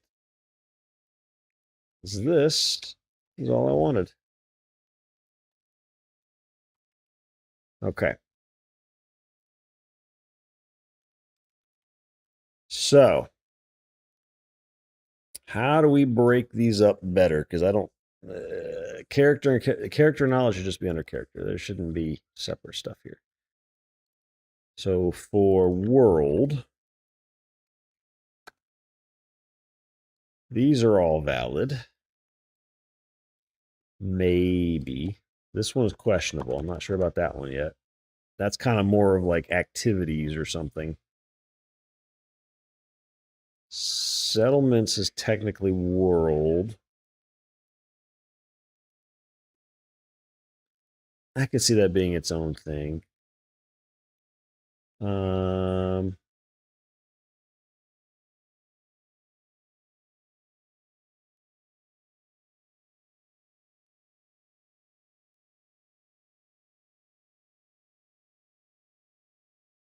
These are definitely not right down here. This isn't horrible. I'm not. I mean, I guess that is world. Let's just leave that. So it's not too bad now that I look at it. Settlement, NPCs, mobs. And the actual ones that exist would be up underneath that at some point. Item, stat property enhancements, container, item, and loot table. Nothing else goes there. Authorizations, account session. Yep. Social, guild membership. Character, this is just silly to break these up. So we're going to do this.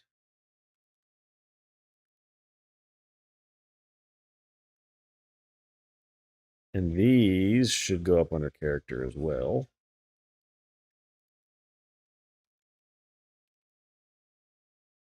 Skills, blueprint should be in that. And then that can go there.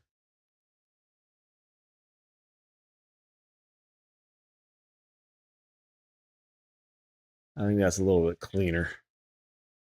There's no reason to break up the character stuff into all those different. It's all character related. Okay. So this is what I'm going to say. This is what I want it to be.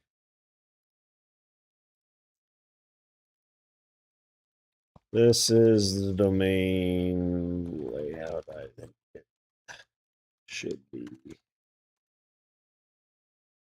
It'll read it and figure it out.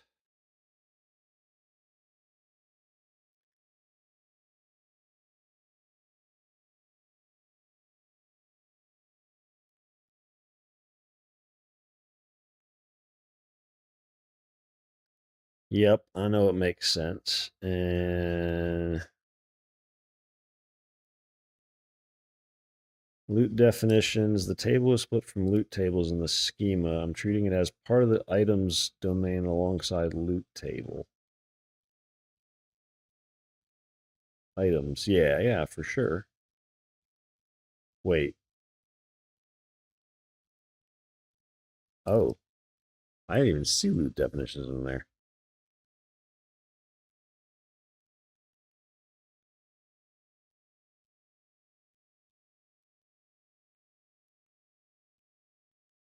Did it put it in there? Yeah, okay.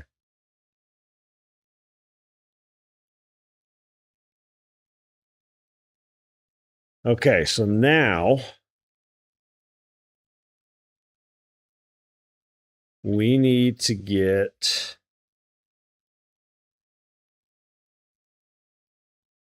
our entity framework set up.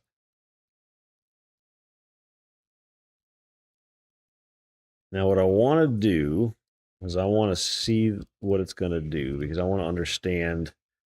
I did some reading about the entity framework just to make sure I do this right. And I want to see what it thinks it's going to do before it actually does it. What I'm expecting to happen is it's hard to see in this. It's smaller for you guys. Let's see. If I come over here and go to code and server. So my expectation when it creates stuff is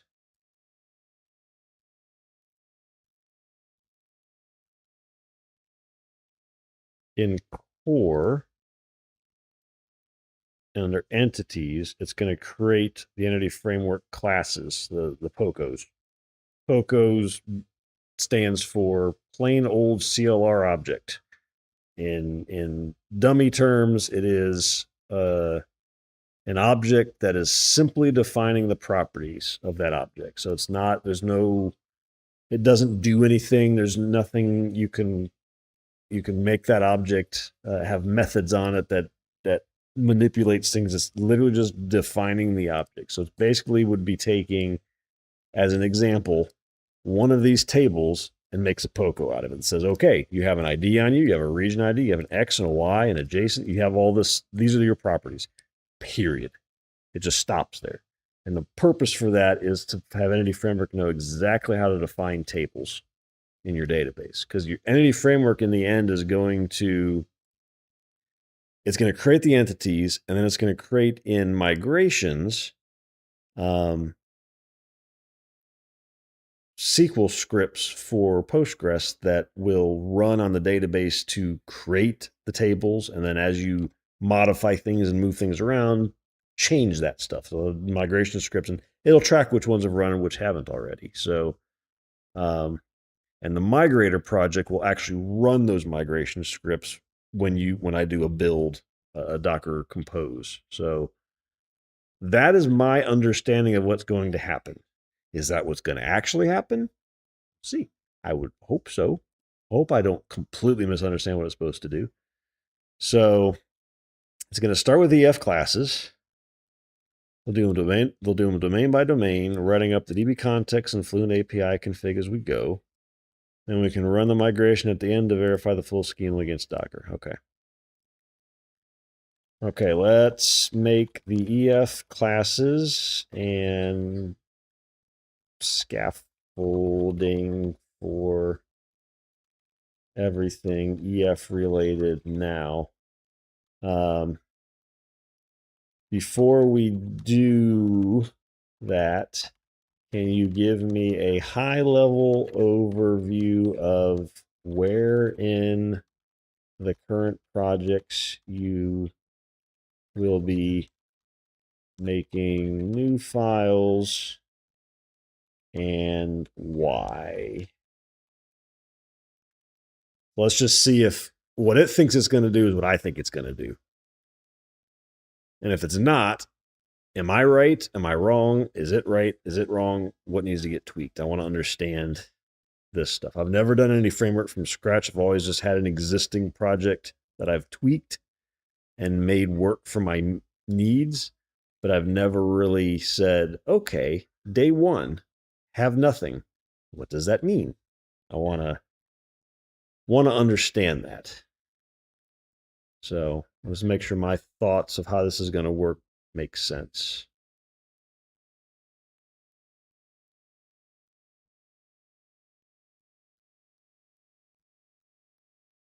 There's our POCOs in Silmark core under entities, under our domain. It's exactly where I thought it was going to go. So it's the first thing it says is going to make the POCOs under entities in Silmark core, which is exactly what I thought was going to happen. So all those simple plain classes that define the tables themselves, and the data types and the relationships and the keys and the indexes, that's all going to go into there using classes. And then, well, I say the relationships. It may just be the classes going. Oh, let's keep reading because the Fluent API is what defines the relationships, and that might be in a different place. Let's see. So in here, there'll be 33 new files, 1 per entity, in 10 domain subfolders, plain C# object, no EF dependency. Core has no EF packages, and that's intentional. Keeping these here means anything that needs to know what a character is, test future tooling, doesn't have to pull in EF. Okay, that makes sense. So basically what we're doing here is we're defining, this song. Sucks for people on VOD or YouTube, but this song is what made me buy Borderlands. Not this song, but it got me hooked into Borderlands when it came out. Because this was the intro song for it. It's such a good song. Anyway.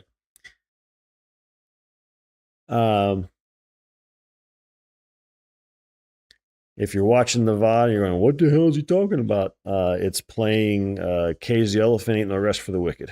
That's what we're hearing right now.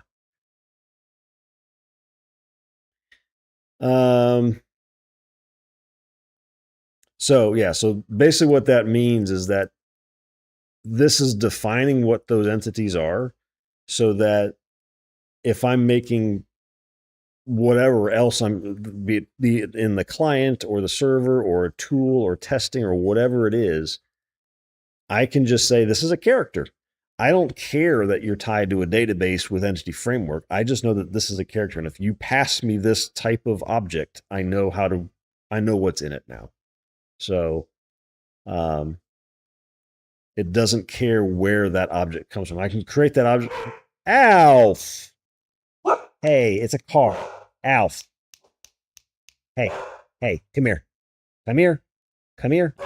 Hey.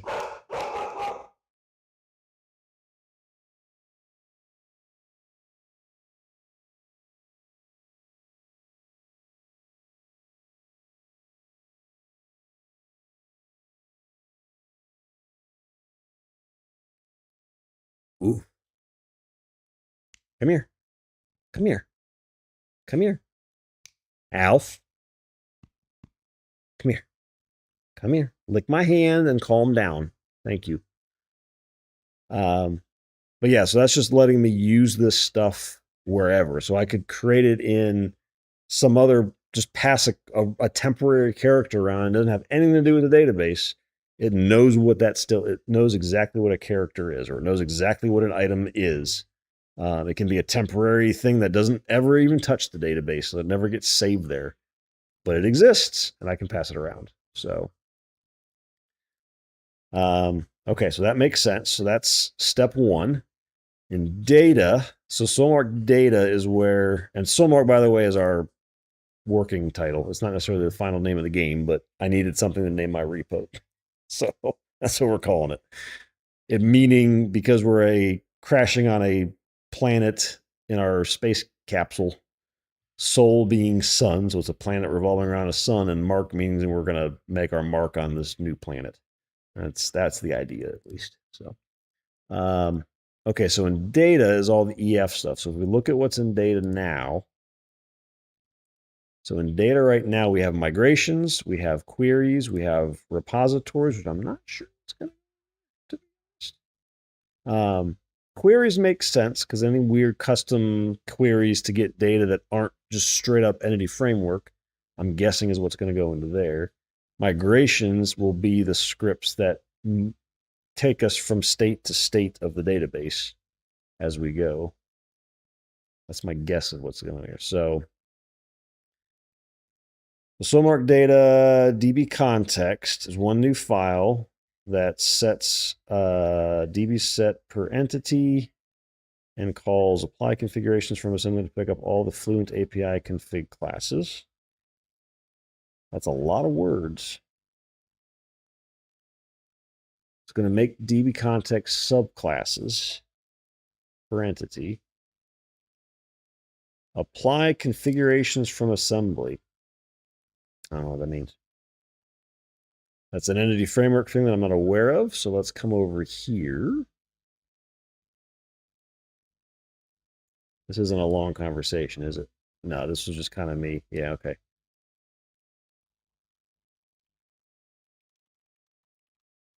Give me its plan to create the initial EF code and have questions to clarify before I let it go. It is saying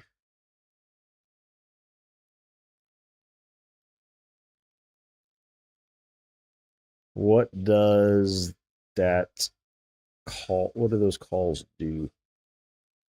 What do the calls to the assembly method?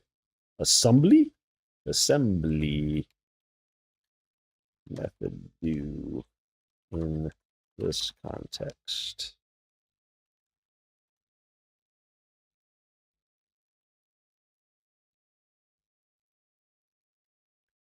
Convention-based auto-discovery mechanism. Instead of manually calling each entity's configuration on model creating, you write separate configuration classes, one per entity, that implement entity type configuration.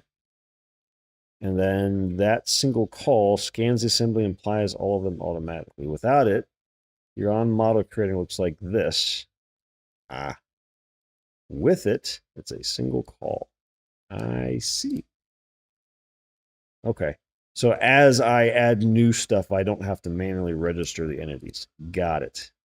Makes sense. So it's just using reflection to get all of that out. It reflects over the assembly, finds every class implementing that interface, and calls them all. Individual config classes live in their own files and look like this. Okay, so then this is where we do the Fluent API, that defines keys and properties and requirements and foreign keys and all that stuff. So this is the stuff where it will define more than just the data type of the object. This is more database level relationships and whatnot. Okay.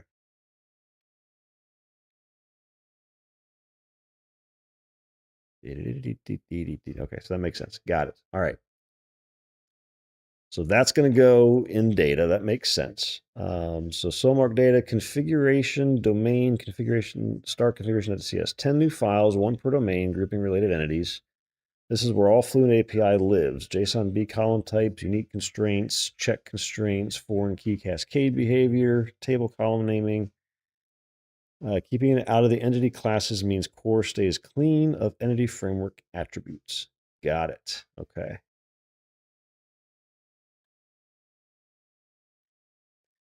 In SOMARC DB context factory, we're going to have one file that implements the design time DB context factory with the context it's required for the .NET EF migrations add to work from the command line.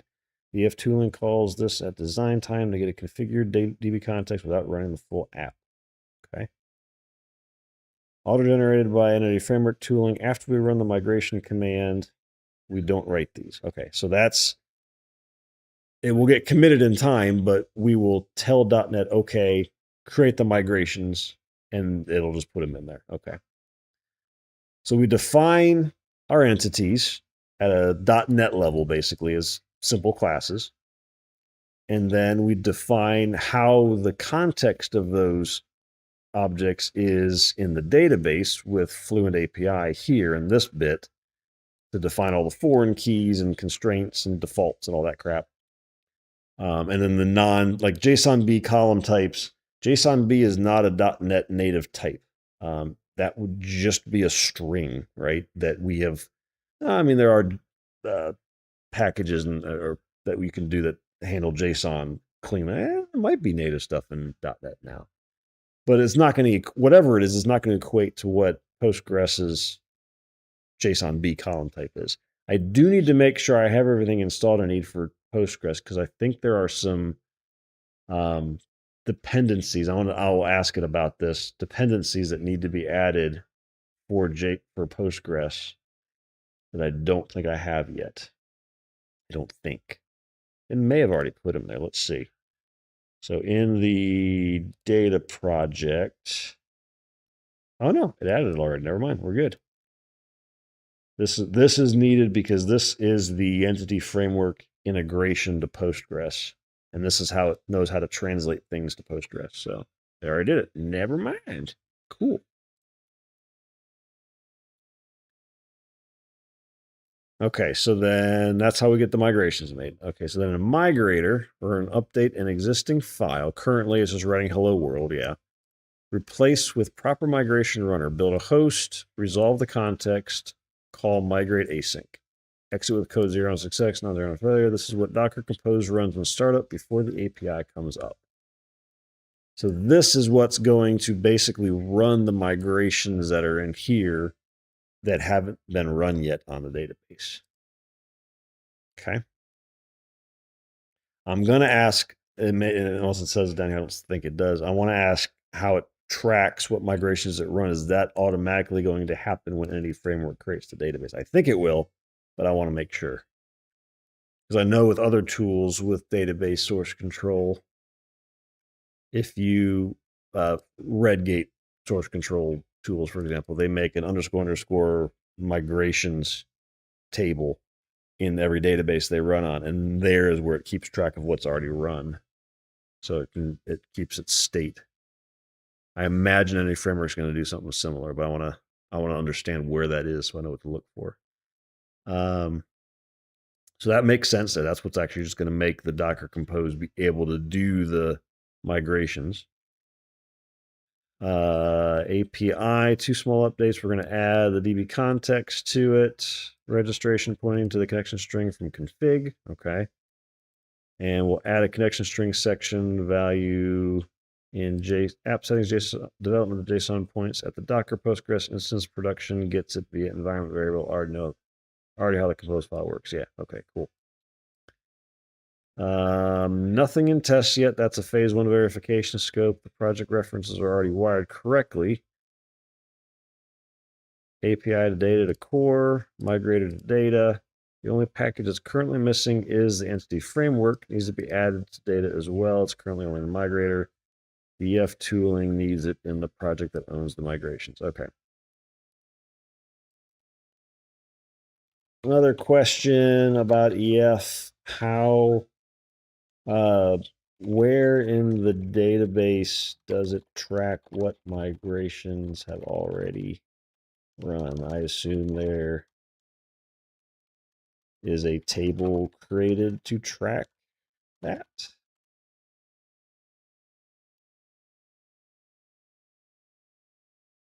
EF migrations history. Yep. Okay, cool. Migration ID, product version, the EF core version that applied it. Oh, that's lame. Okay, so it's just going to know the migration file name without the extension. All right. When you run DB update, EF queries that table to see which migrations have already been applied, then runs only the pending ones in order. When you run migrations add, it uses a snapshot file, more on that in a second, rather than this table. The table is purely for runtime deployment tracking. Two things worth knowing. The migration ID is timestamp prefix, which is how EF enforces ordering.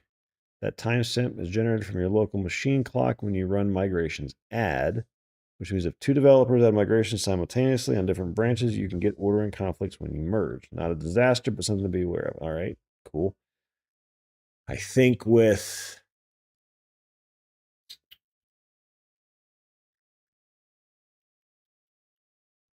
you have that problem. We have that problem with the Redgate technically too. There's more in the name than just the timestamp and a brief some camel case name. I know in Redgate it's got the timestamp, the developer's name or username, and it's got an ordering ID as well at the beginning. It's just a number that increments. I'm not sure. I know we've had commits where that gets in there the same prefix number gets in there multiple times, but everything else after it is different. But that doesn't mean they couldn't have there's a chance that you commit the same prefix and the exact same timestamp with a different developer name on there, which at that point is going to order alphabetically, which means that's the order they're going to go in. So you still have to deal with that. Database source control is painful. Let's just say that. There's not many good tools out there for it. I'm getting away with it here because any framework's going to do the most of this stuff. I'm not going to have a ton of procedures per se. It's mostly going to be EF work, or it's going to be some custom queries, and that's it. I do want to think about, though, SQL injection when it comes to custom queries, though, because the reason why everything is in procedures, an example for Microsoft SQL, when we're doing the work that we're doing, is that because everything's parameterized, you can't have SQL injection. It won't allow it. Unless you obviously build a SQL string inside of that procedure, and then you can get a SQL injection. But I want to make sure there's no way to get that here.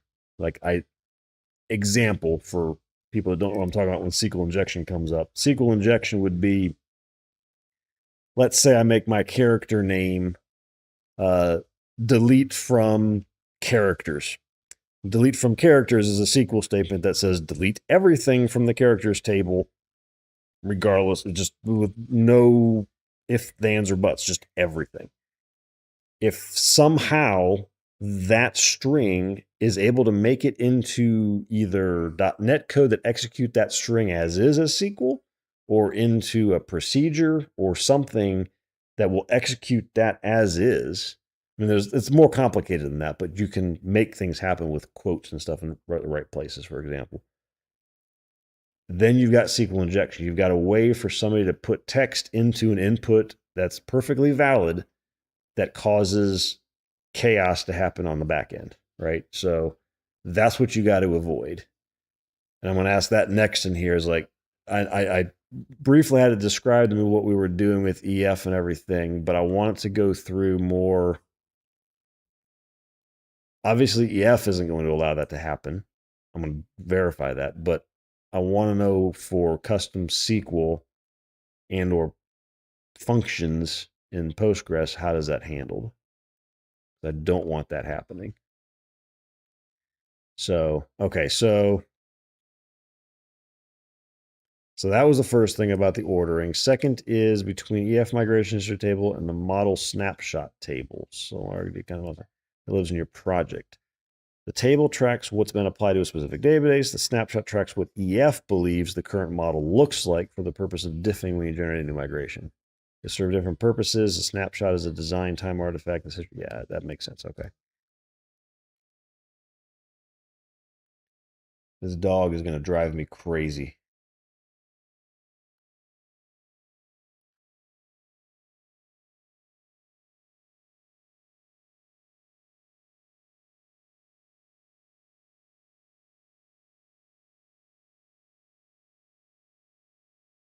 He's just pacing. Come sit. Come relax. Come settle down. You're getting crazy on my boy. You got to settle down, bud. Okay. So I also want to ask about, I know the SQL injection I want to ask about.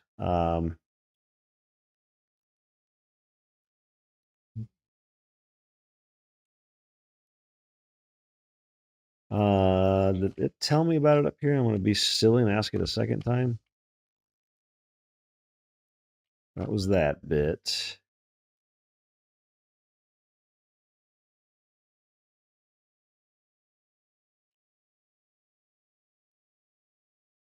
I did ask about it. So not only for Crow, but actual plugins, do more.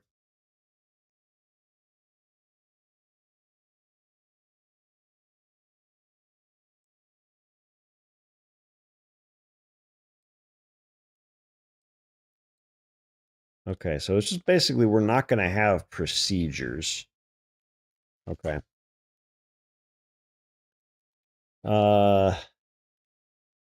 Side question, security related, with MS SQL using parameterized, that's not spelled right, stored procedures. As long as you weren't building SQL statements in the proc, there was no way to get SQL injection when using procs. So we avoided custom built queries run directly on the database. In this EF/Postgres world, what is preventing SQL injection on both the EF and then custom queries when EF querying doesn't cut it for performance or complexity reasons?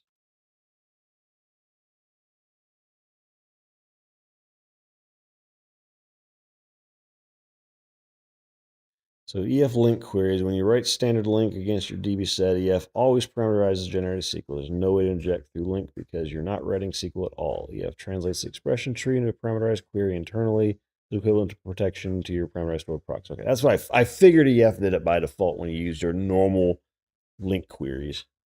Raw SQL. This is where you have to pay attention. EF gives you two APIs for raw SQL and they have very different safety profiles. From SQL raw and execute SQL raw. Unsafe if you interpolate directly. Okay, yeah, so this makes sense. You don't want to throw parameters in here because this is exactly where a SQL injection happens, where, yeah, you've got this nice select statement, and yeah, it normally makes sense. But if somebody said, okay, well, I'm going to make name equal to single quote space or single quote semicolon space delete from players semicolon or delete from players where username is not equal to a single quote. Now you've got this statement that says select star from players where username equals blank, delete from players where username equals blank, or is not equal to blank. Now you've deleted every single record out of that players because of SQL injections. That's why this is unsafe. From SQL interpolated, execute SQL interpolated, safe, use these. So this is slightly different. Like this is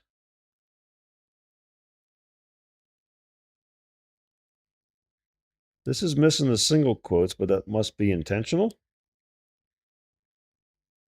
Maybe it figures out triple divisions look like string interpolation, but EF intercepts the formatable string and extracts the holes as proper SQL parameter values before it ever hits the database. SQL that actually runs has 1 and 2 placeholders, same as parameterized queries everywhere else. You can also use the raw variant, say, if you pass parameters explicitly. So if I do this, okay, so don't put it in quotes. You have to do it with proper parameterization. Okay.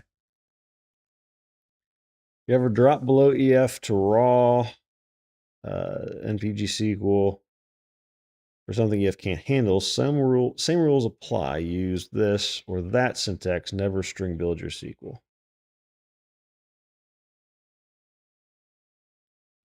Yeah, and this is what you do when you're doing stored procs as well, but this is just straight up SQL where it's taking that's basically a variable that gets replaced with this.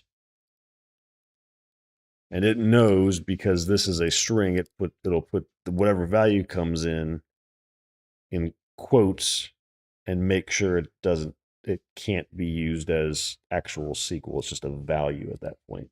So your concatenator interpolating user input into SQL string at any point before it hits the database driver, you have a potential injection vector. The interpolated variants are the cleanest way to write readable raw SQL while staying safe. Just never reach for raw with string interpolation. You won't introduce vulnerability. So if we just stick with this, we don't have a problem.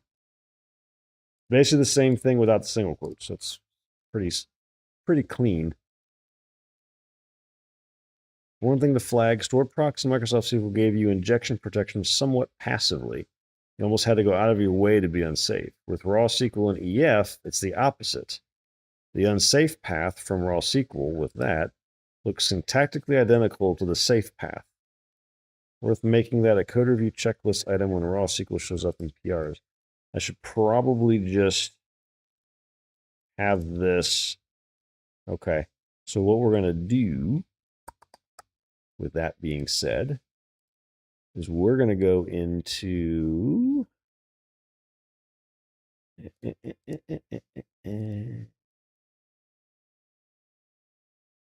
so in our docs in Claude, let's see.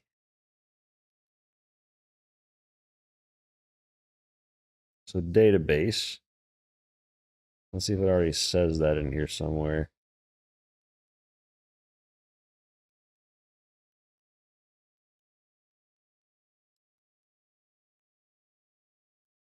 So if we add here,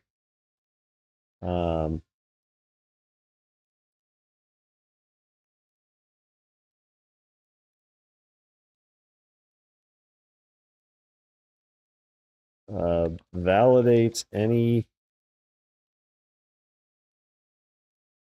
raw SQL queries against, no.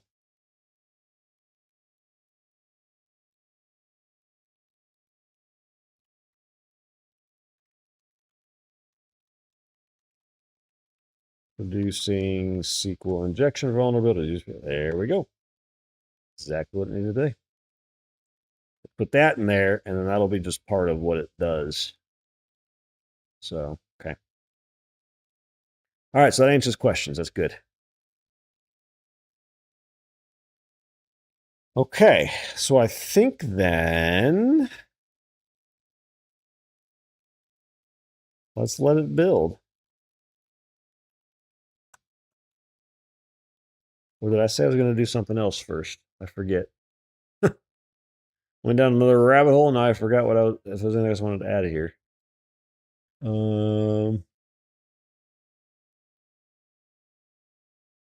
don't think so. I think that's good.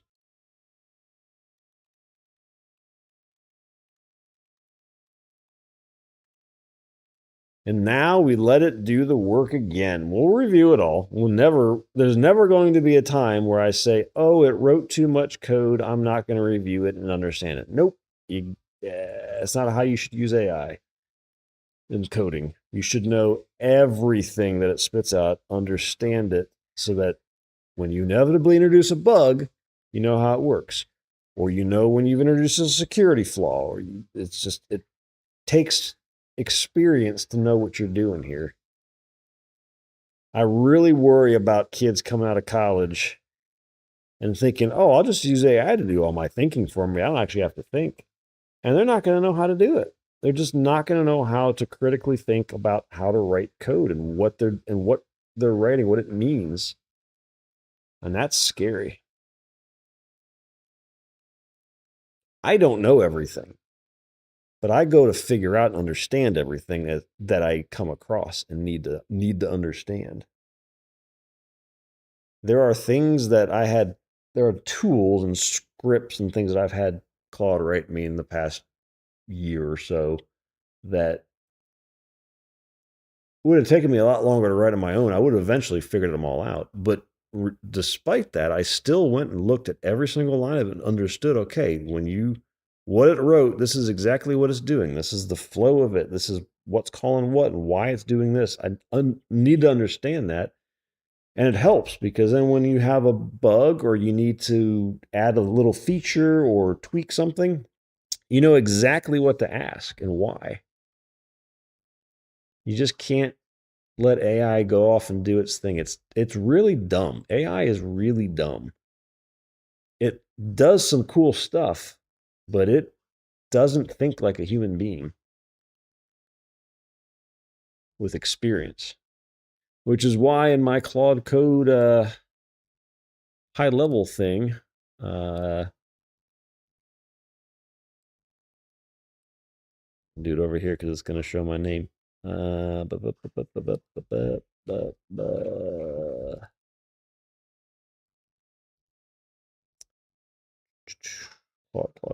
where are you? There you are. So in this, I tell it my background and how I like to work and how to communicate with me. I need to understand stuff. And this is something that people just don't know to do, like setting this personality up to know who you are. I don't want it like this is thing. If I'm doing something wrong and there's a better way, say so. Don't just agree with me. Like that's something that AI does all the time. And you have to tell it not to. It sucks. Like just tell me the truth. Don't just make me feel good about myself. I want to know when I learn more when I make mistakes than I do when I do it right the first time. Because a lot of times that just feels like, hey, it's magic. It worked. That's just like, it doesn't help me learn.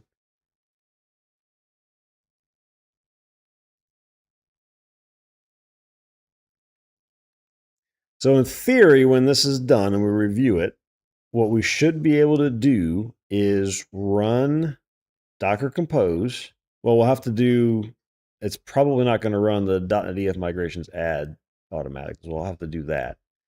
But we'll run the once that's done and it makes the migrations, then we'll run the Docker Compose. And in theory, I don't know that I have Docker running at the moment. Start that up.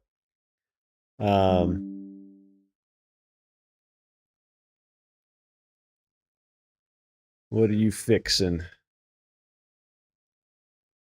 All right, download update. Install and restart.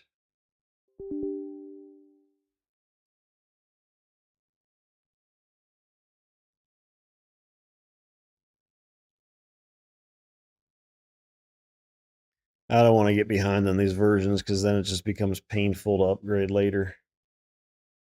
We'll just keep them up to date as we're developing so that our final product or final-ish product, our V1 is up to date and where it starts, and then we'll keep things up to date after that.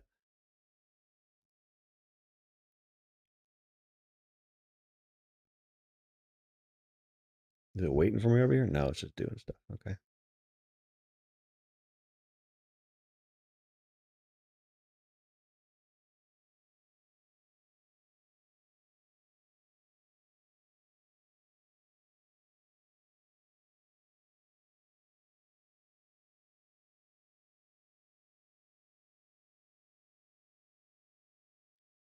And this is the kind of stuff I can do now that AI is doing some of this stuff for me. Is I can do the other maintenance tasks and understand how things work and read and learn rather than writing the same type of code 33 times to define my table when it can just do that for me.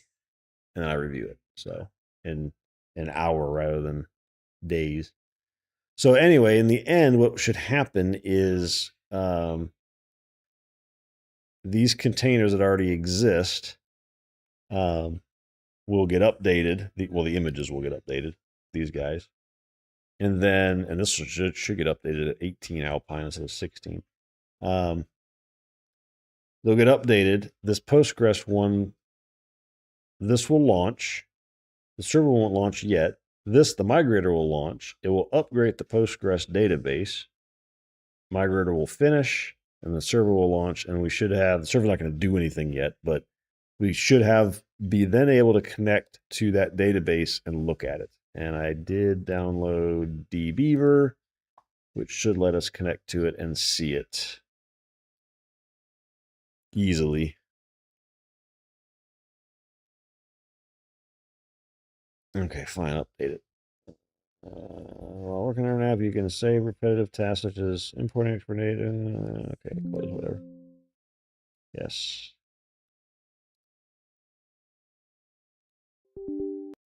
Ah, dang it.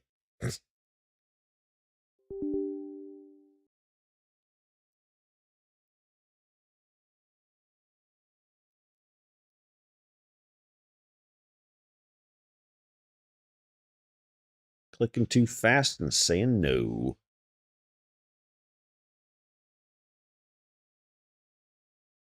Okay. It's not going to restart it, is it? Nope.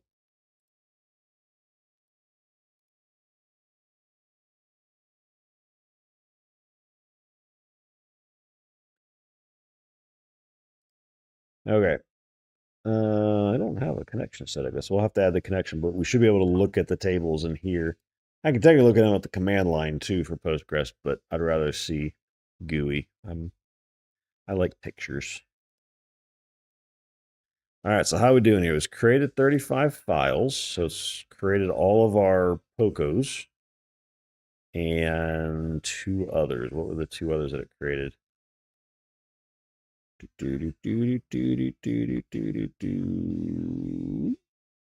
35. I thought there were 33 tables. Or did I add some? A couple, I think. I think loop definitions and then something else was added, maybe. So we're actually at 35. Because none of this stuff looks like it's out of place.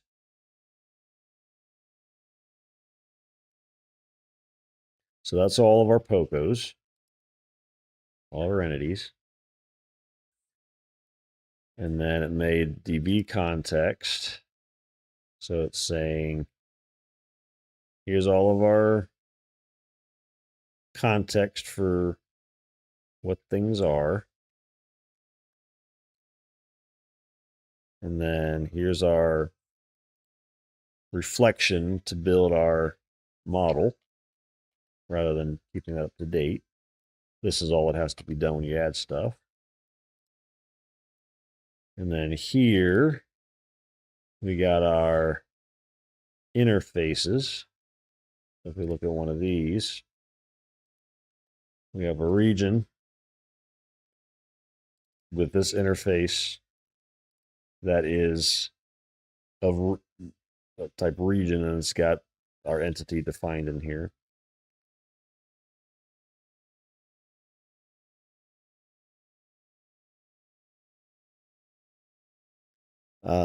So it's put like the default. This is all of our Fluent API to put the default values and column types that are JSON-B that aren't just strings, making it unique. All that stuff is going in here, and like this is foreign key relationships that we have. Constraints. So it's basically all the stuff that we had in the Postgres SQL code. We weren't going to ever execute that specific code. We used that to tell Entity Framework, to tell Claude what I needed Entity Framework to create. So it's basically taking that data, and we'll be able to look at that SQL code, bump it up against these, and and the objects themselves to understand, did it make all the data types right? Did it make all of our constraint types right? Did it do all of the relationships and everything that we expected it to do? The indexes, all of that stuff, does it exist, right?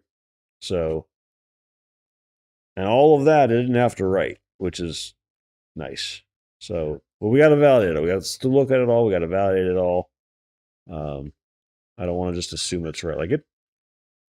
Oh, it's still working actually. All right, so that's the Fluent API stuff. And we've got our factories here. Oh, we got our connection string set up for DB context. This is our migrator program, so I didn't have to go figure all this crap out, thankfully. This kind of stuff I will look at and go, yeah, it makes sense. But it's pretty generic stuff. Applying migrations, migrate async, apply it successfully. So await an async migration. Anyway, this was our API just to kind of string it up with the database stuff instead of what was there before. So what did it do? Got rid of all this stuff. We had a web application.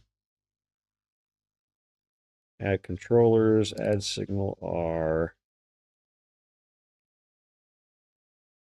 Build. Map controllers, user routing, and run. Okay, so it just moves stuff outside of this static void class or method. It kind of made it. It's a framework EF based application now rather than just a console app. Basically, is what it was.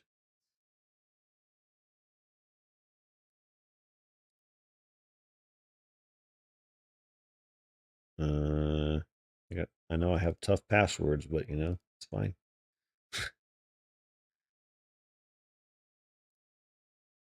All right, and then this guy is our project. What did it do there? Oh, it just added the SDK to it.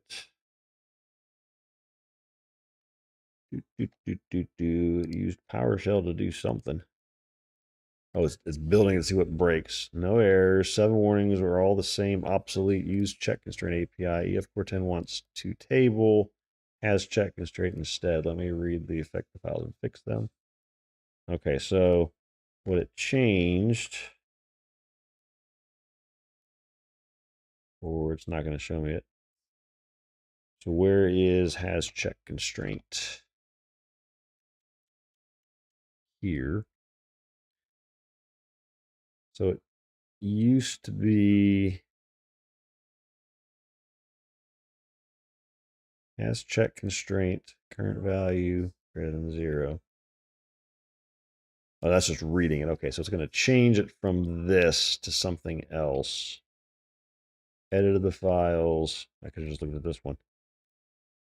So instead of this, it's still doing to table. Interesting.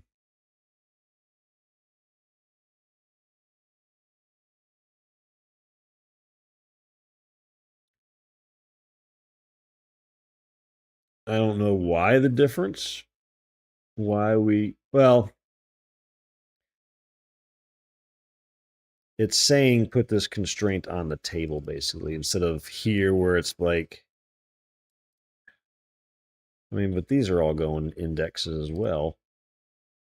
I don't know. It just feels like there was probably some reason they did it that way just for more clarity, but it's a little, okay, whatever. The old way worked, but it was marked as obsolete. So yeah, fix it. .NEF isn't on the path as a global tool. Check if it's a local tool or needs to be installed. Not installed anywhere. Installing it as a local tool. Scope to this repo reproducible. Okay, so what did it do? So install .NET EF for this.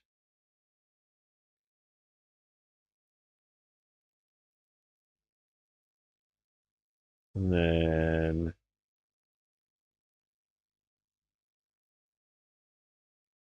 okay.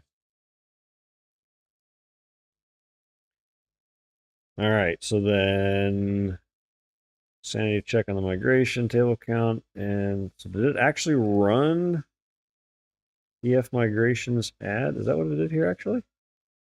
Yeah, .NET EF migrations add initial create. So it made our initial create SQL script for the database. So it did it automatically for me. So we'll have to look at what this stuff is in the migrations. And then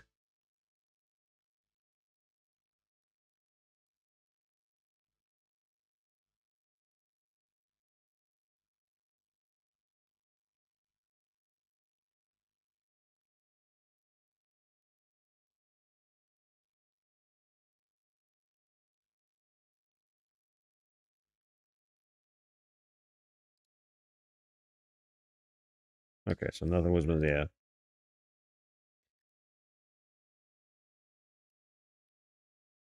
These are all gonna fail. Doesn't have the tail. Well, yeah, tail isn't in. That's a Linux command. That's not a Windows command.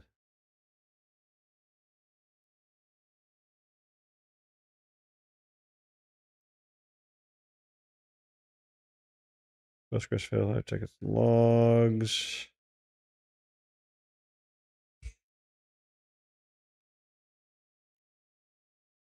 Image got bumped to 18 plus, which changes the data directory layout. Let me read the compose file and check what image is pinned.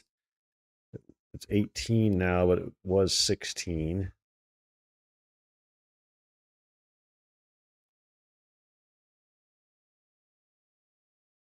Is it really all running at this moment? Pending model changes warning treated as error. The migration was generated by the design time factory without enable legacy timestamp behavior true. So timestamp types were captured differently than what the runtime context produces. Need to add the switch to the factory, drop, and regenerate the migration. Set switch npg SQL enable legacy timestamp behavior true.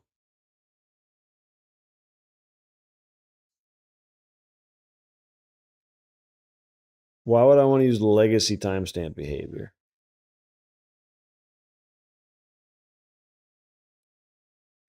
All right, chat.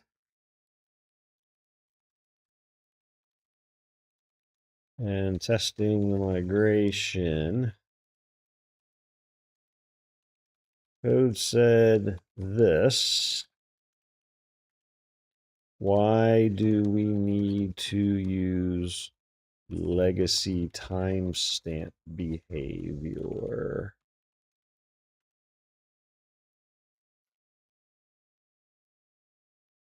I don't like using things that say legacy. So the MPG SQL changed how it handles date time to PostgreSQL timestamp mapping in v6. The new current behavior requires you to be explicit about where a date time is UTC or local. It refuses to silently assume. The legacy behavior restored the old just accept whatever and don't complain mapping. Yeah, I don't like that at all.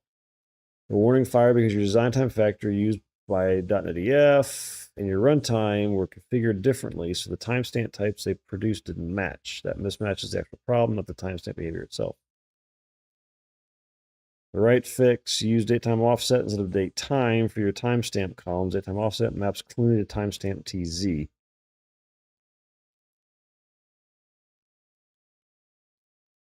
Okay, so we're going to fix that shit. This is why you read what it did. I'm not committed to date time at all. I am perfectly fine using date time offset so that it knows what it is.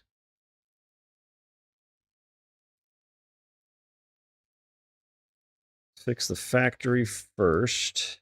Love it. No. Back up, but first nuke the stale volume again.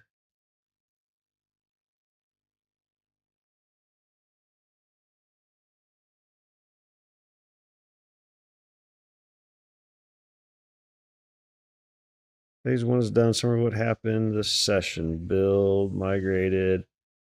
Docker issues resolved. Push now requires a volume mount at this, not that. Updated Docker compose YAML. Okay. Had CLRLF line endings converted to LF. Okay, that makes sense. Linux shell script should have Linux line endings. This is not happening, causing if core 10s to throw on apply, added it, dropped, or generated migration validation, migrate X and 0. I do not want to use the legacy timestamp behavior flag. Shouldn't we should just use datetime offset instead of datetime for timestamp columns. Correct?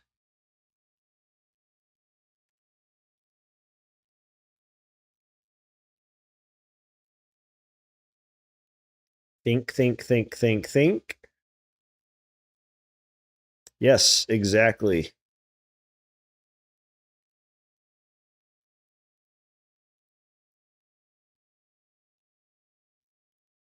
Remove the 3 set switch calls. Replace all datetime properties entities with datetime offset. Drop and regenerate migration. Let me find everything first. All right.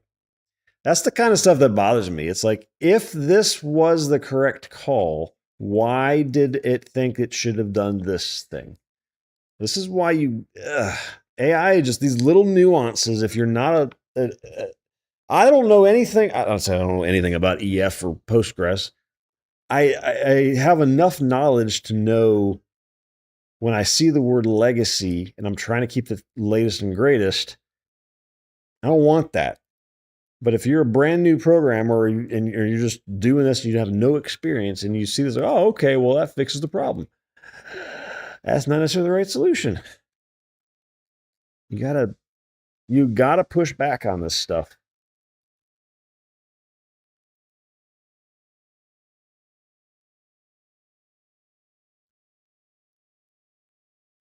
So on these, it went in there and it said, and it's such a simple change too. Like, why would you go to legacy when all you have to do is add the word offset to your object property? That's the simple solution. That's the proper modern solution for keeping with the latest stuff. Why would you just say, well, let's stick with legacy? Now you've pigeonholed yourself in to doing things the old way. And in fact, it's more difficult because now it's just like, just do whatever with that. Just assume it's whatever. This is very explicit. I want explicit. I always had a problem with Visual Basic programming because you didn't have to be explicit in your data types. You could set things to whatever and it would just figure it out. And it always irked me because I wanted to know that, is that variable an integer, or is that the string of the integer, or is that a Boolean, or is that just the string TF or true false or yes no? I want to know what is in that data type at all times. You can still kind of do var a variable and assign it something in C#, but it immediately becomes a strongly typed variable.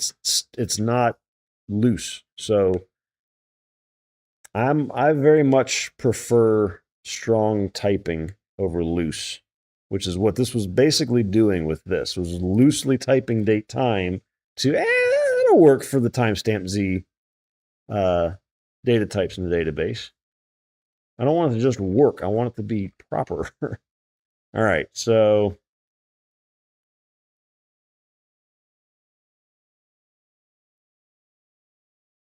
pause back to pass off immediately. The EF migration history fail log is also normal on first run. EF checks if this table exists before creating it, and that select fails because the table doesn't exist yet. Created at is timestamp with time zone. Correct. No legacy flag, no workaround, just the right type mapping directly. Yep. Okay, so what that's telling me is if I go look in Docker right now, we have old ones here. So this one I'm just going to drop because I don't need this image sticking around anymore. The 16 Alpine. Goodbye. We have the 18 Alpine image now. And we have our migrator and server images. This image is just from the not marketplace, but just from the library of images that Docker has. Like if you want a Postgres 18 latest stable build, pull this image. Like you see, it was created 7 days ago. I didn't make that. I just pulled that from Docker. These two I created, which is why they were created 2 minutes ago. And these sizes, because this is all running with a Linux subsystem rather than Windows, are tiny. If I were to run these same things on Windows images, these would be dumb, large, many gigs, and it's so silly. Okay, so then if we look at containers, Migrator 1 was created, it was started, and it finished, so it's stopped now. Postgres 1 is running, so that's running my Postgres 18 Alpine image. It has, if I click on it, it has a, no. So this is what's on it right now. But the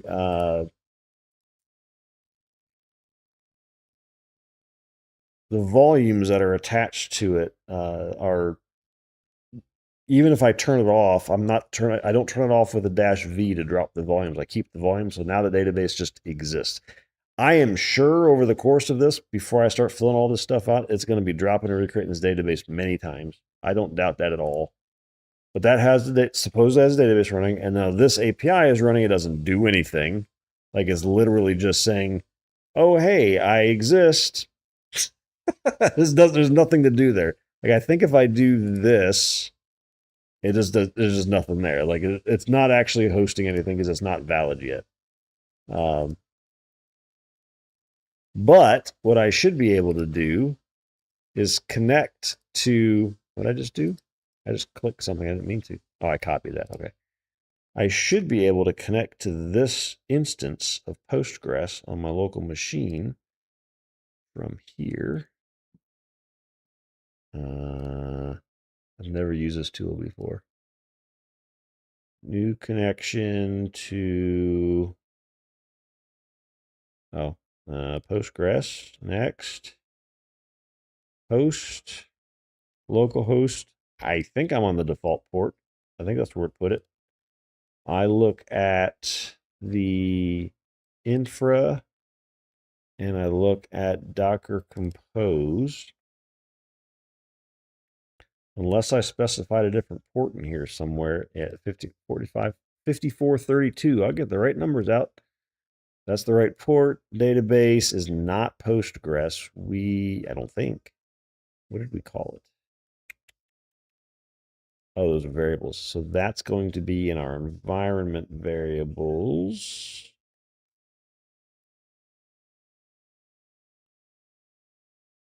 Ooh, that's my example. That's not what we should be using, though. Is it hiding it on purpose so I can't see it?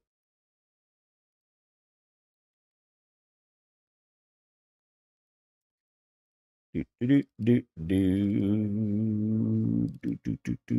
it is. It is hiding it on purpose. Okay.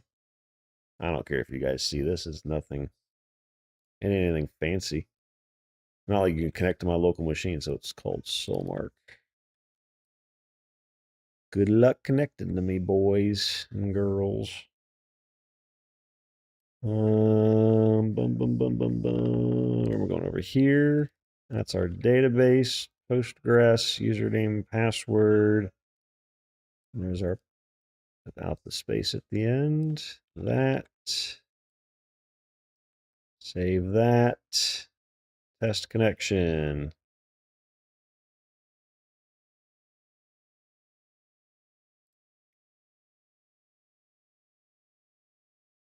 Oh, yeah, download the standard driver, of course.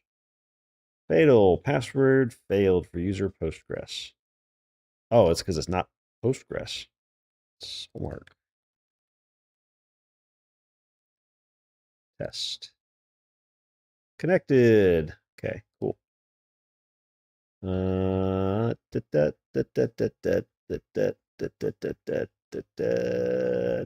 Finish. So now I'm connected to that. I see a SolMark database, and schemas are what we call tables. Oh, so extensions, how many event triggers, storage, system info. There's all of our settings. Okay. And roles. We have roles. We have SolMark roles. Okay. And then our schemas in public. There's all of our tables. So we can look at, let's just say, characters. There's all of our columns. So we have a running database. Is everything perfect? Don't know yet. We'll get there. But how we're going to figure that out is if we look in. So first off, first thing we can do is let's go into Git changes. So this was modified because I changed something in there myself. I added that extra thing. It modified the init. What did it do? Nothing. Oh, it changed the line endings is what it did. That's right. If you look at down the bottom here, the left is CRLF, and right is LF. Windows to Linux. Docker Compose got modified. It went from 16 to 18. I did that already, and it fixed the Postgres data path to b/data. That's all that changed there. App settings for the API. We know it added the connection strings, so it knows how to connect to it. Password's wrong.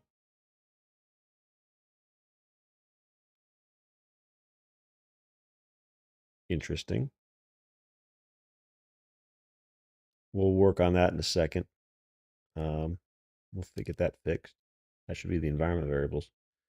This is the APIs. Oh, so it didn't change a lot. It just pulled out this wrapping stuff for the program in main because it doesn't need it. So, okay. And then we have all of our entities here. So these are all the domains and the entities that they added. And if we look at them, we're gonna validate these, not necessarily tonight. We still got time, but we're just kind of going through it all right now. So this is our account, and we'll just look at one of them. If we look at I didn't mean to pin it. There we go. So if we look for account in here, NPC's accounts. So we've got our GUID. We've got our display name as text, username, password hash, email, country, nullable. That's what the question mark means, is a nullable string. It doesn't have to be set. These default to empty string because they are not nullable, so we have to have a default on them. Country, state, created at with a date time offset. Last login at can be nullable. Last login IP is just a string. Active, banned, locked, and pending delete are all booleans. And we default, and booleans in .NET by default are false unless you obviously change it like this. So active is true. And we have default character ID, which is nullable GUID. And then down here,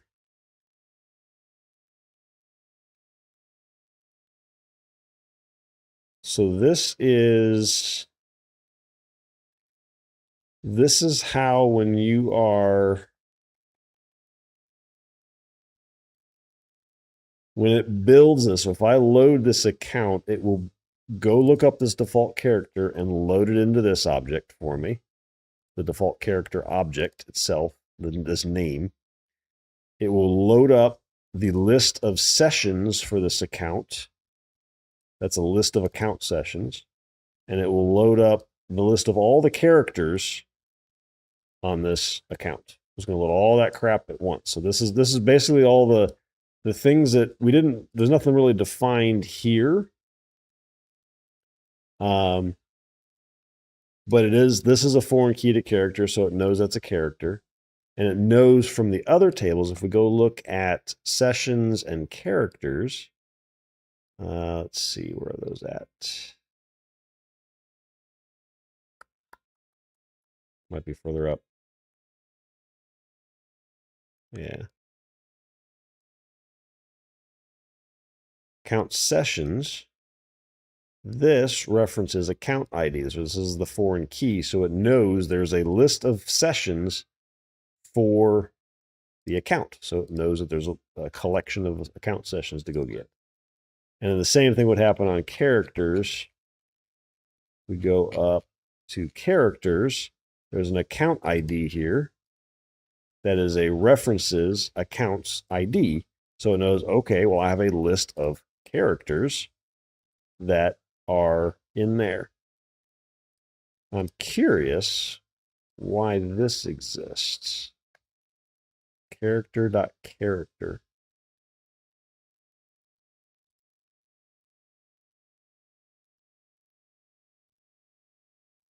There must be a definition for character, a character type in a different namespace. Why? I don't know. So we're going to have to figure that out.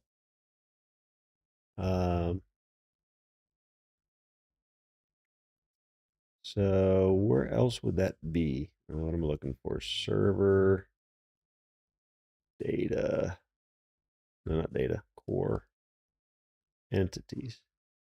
We have character. Oh, that's why it does that. Because it's in a different, it's a different namespace. Literally a different namespace. But because you're in the entities auth namespace, if you just said character, like if I took this out, for example, it'd be like, what the hell is that? Because it's not in the same namespace as account is. It's in a different one. So you have to say, okay, go get the character namespace and get the character. That's why that's there.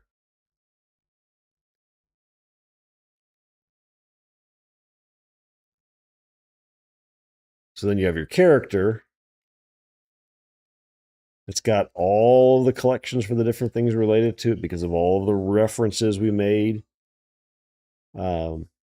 That's so cool that I didn't have to write any of this. I'm going to go back and look at it all and just make this part. I'm pretty confident it's probably right. Just because when you give it something very explicit like this and say, this is what you're using as your source of truth, it's pretty good about getting this stuff right because this is very explicit because it knows this is PostgreSQL. It knows the definitions of ints and big ints and numerics and UUIDs and stuff. It knows how to deal with that. If we look at like local subland block state, for example, it's just a string with the default that it is JSON.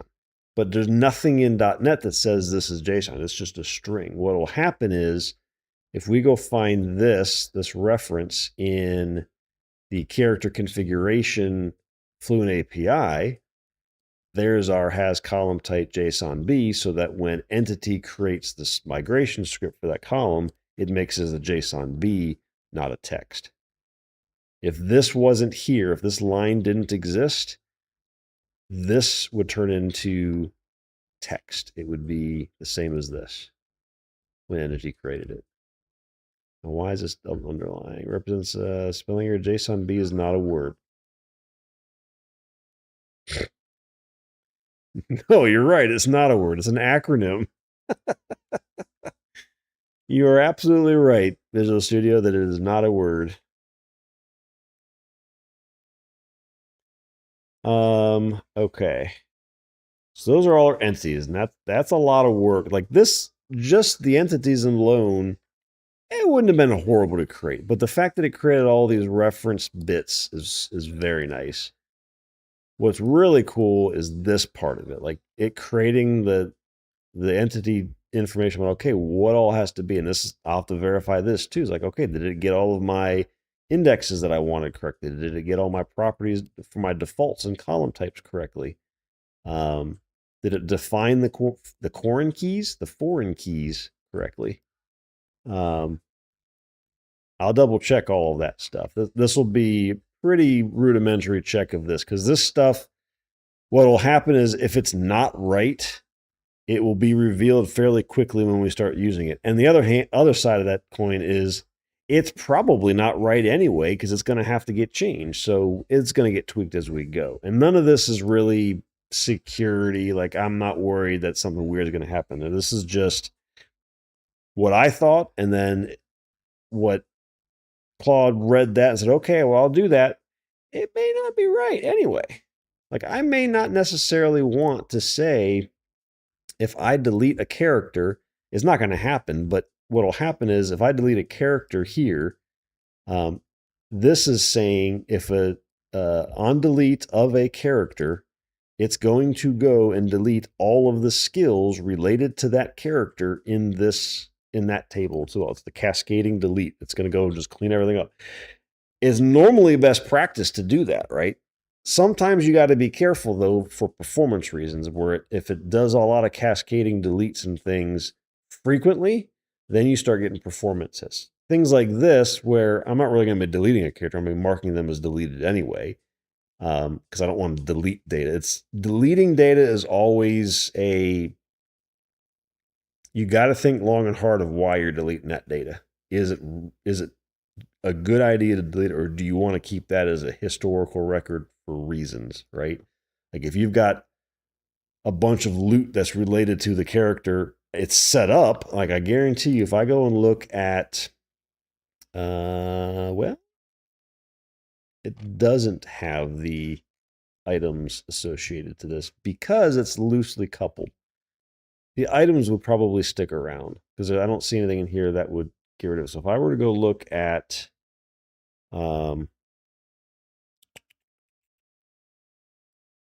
data, configuration, items, configuration. So this is statistics, property, enhancement, container.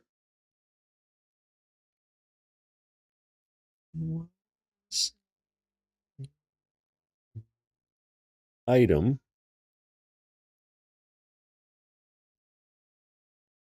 So this, if the character gets deleted, it will do restrict. So what happens then is, instead of deleting all the items, so this would be one of those times where you look at your performance. Like, do you really want to go delete potentially thousands of items that are related to that character?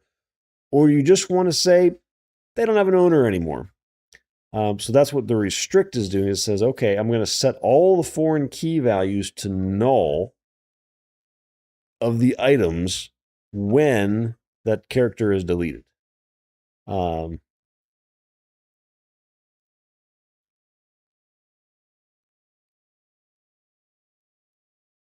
So it just does different things. In this case, if I delete the container, so let's say I had a backpack with items in it, and it got dropped on the ground, and then it got garbage collected because we don't make things last forever on the ground.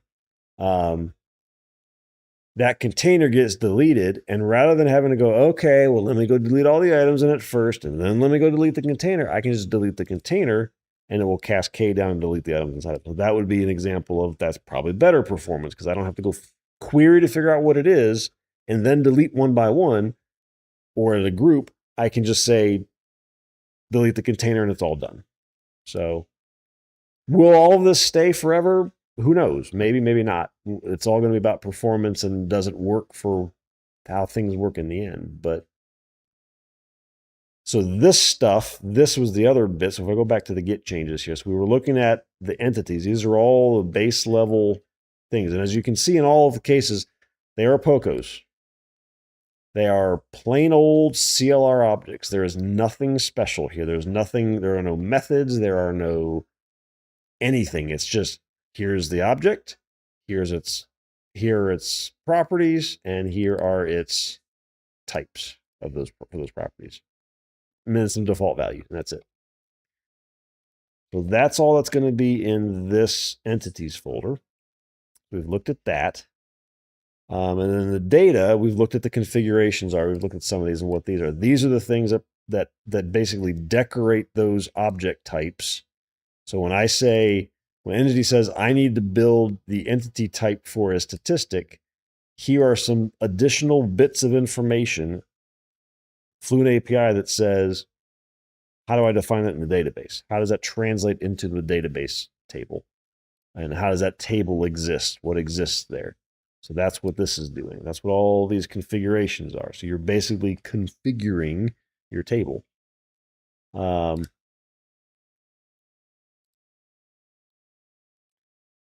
then when it automatically in Claude here, it said it ran, I think it did it again here, so we can look here. No. Did it do it further up? That's our Docker compose. No. Up here? No. Here? Somewhere it did it. So it built the server there. .NET EF migrations removed, so it cleaned out the migrations. And then it said, okay, add the initial create again. So then here, when this thing ran, it went through and read all of our entities that are here, the POCOs. It read all the configuration at the database level for each of those entities that are defined in here by domain. It's a little, you could have done, I guess it doesn't really matter. All of the configurations are in one file for each domain, which is kind of feels like overkill here, but it's just keeping the organization the same. So it read all of those, and then out of that came some files. So first off, it added this DB context thing that says, okay, here are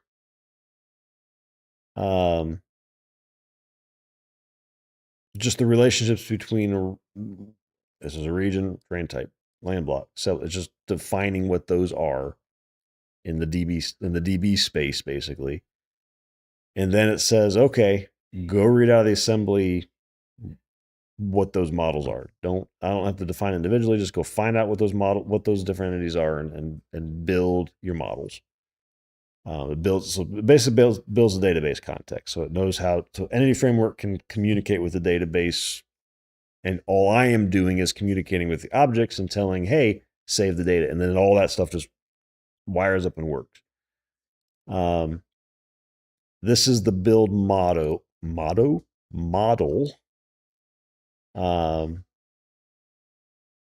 So this is part of what was created based off of our configuration, where it basically threw everything together into the one file to build the model for everything. So this is something I don't touch. Like this is maintained for me by the entity. When you run this guy, the migrations, .NET VF migration stuff, it generates all that for me. So I don't have to ever touch that. I screwed up. Wrong thing. There we go. This is the file that it said when we were talking to Claude, chatting up here, not that, here, this guy. So there's the migration history table in the database that tells whenever you deploy to that database what's already been run. This is the source controlled version of that. So it knows at this moment, this is what is in source control. And when we change it, this will get updated. But this is as of that moment. So if I want to get a previous version of this, I just have to go back into the history and source control and get it. But this is, as of that moment, what exists in its entirety. And then these are the migration scripts So we've got two of them here. We've got one's a designer and one is the actual code. It looks very similar, but what this is, it looks, if I were to put this guy, well, not this guy, the other guy, this guy up against the snapshot, they would pretty much be the same right now with some exceptions at the top of the file. So if I do that really quick, so if I say, so that is the migration script designer view. This is the current snapshot. If I take I just click in between them to the bottom of the files are identical. But if I do a compare on these, the only thing that's different right now is the fact that there's a couple little tweaks to the top, right? And that's because currently our snapshot has one migration S run on it, and that makes everything identical. What will happen is when I make a change next time, it'll make a new migration script. The overall context model will get updated, but the migration script will be much shorter. Maybe let's say I added, I said, let's look at dialog options. Let's say for the sake of argument, I said, no, that's no longer a requirement. I took this out. Like I didn't make it required anymore in my configuration. It would make a migration script that simply changed this one thing, and it would update this context model to have what the final state is. So that is all there. So that's our migration. It's not even SQL script. It's still .NET code, but then EF takes that and creates the SQL out of it, which is crazy. That's pretty cool. I never actually see a SQL. Part of me was expecting to see a SQL output here that ran, but it's not. It's still just .NET code that EF runs against the database. That's kind of cool. So that was all that. And then our migrator, it added the factory so it knows environment variables. It got a default value in there. We'll clean that up or whatever. It's just setting up the DB context because the migrator is the thing that actually runs the SQL scripts that EF generates against the database. So if you look at the program itself, it was saying hello world. Now it's saying, okay, here's my connection string. That's my context, build, and then it does migrate async. So it applies migrations at that point. And this thing is just a entity framework method that says, all right, go figure out what I haven't run on that database and update the thing and call it a day, right? So this doesn't really ever change. So that's pretty cool. You never see SQL scripts. Unfortunately, getting into this now and looking at this, no way in hell I can apply this at work. There's just too much going on in our databases. There's no way. We can for some new tools and small things, but our current one is just such a monolith of hell. There's no way it works. Let's see, what do we got here? We got tools. Okay. And this is we'll get rid of this. This is just our initial schema thing. I might put it in docs as a reference just to have it where we started, and then we can laugh at it when we get to the end and go, ha, that was so lacking. Because that's what's going to happen. 100% that's what's going to happen. We will have missed a billion things or added a billion things to that. So, okay, so we have a running database. We have an API that doesn't do anything, but it's running with a database context. The only thing I want to change was this is okay, but in here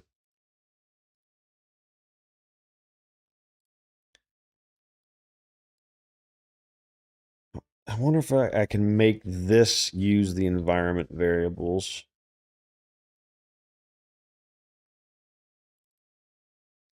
This stuff doesn't care about it.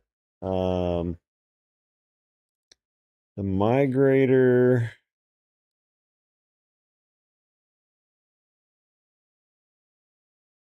So it's getting that from context? Is that getting it from the API? Where is it getting that from? Or is that getting it from here? Configuration. Is it getting it from here? And it creates this context? No. There's no connection strings there.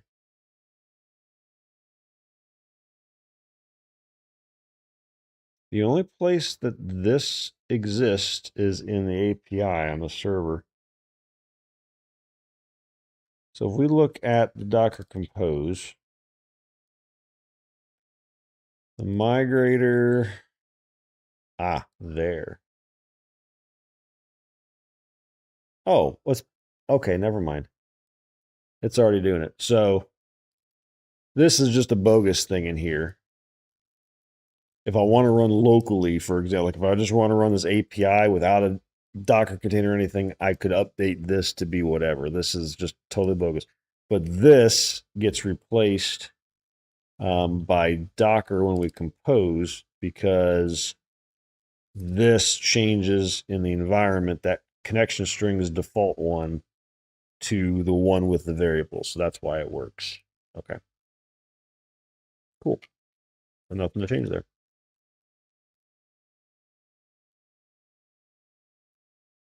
Okay. I'm not going to commit this yet. Well, actually, what I should do is I'm going to new branch.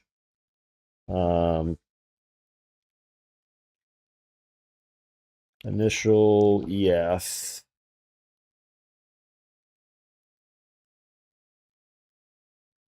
So new branch. Check out the branch. Bring all my changes with me.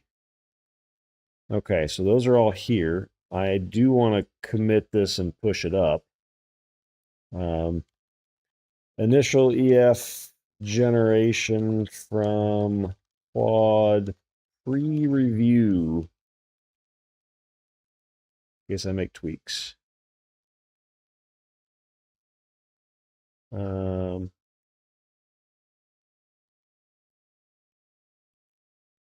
I don't need to do that stuff yet. So commit all, and then push that out to the remote just so that it's out there and it doesn't get lost in case my computer crashes and everything gets wiped. It's out in the remote now.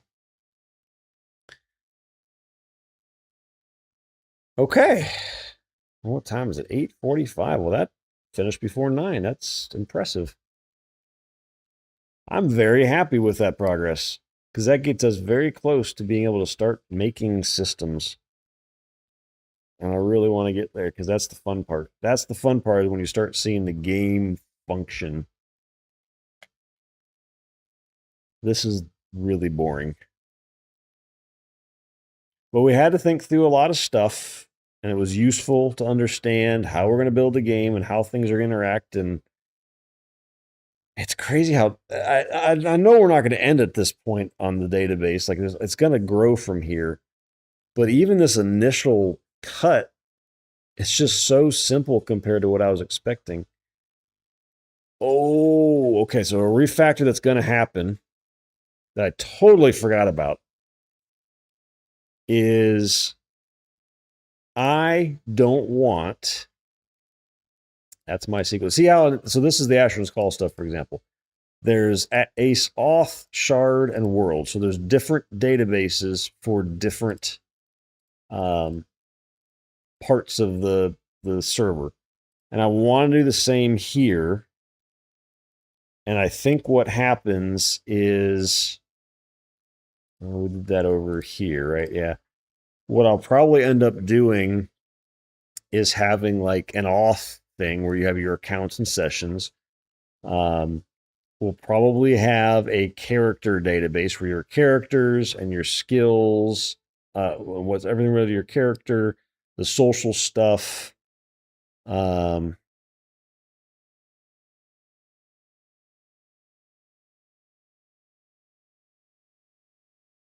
probably that in the database.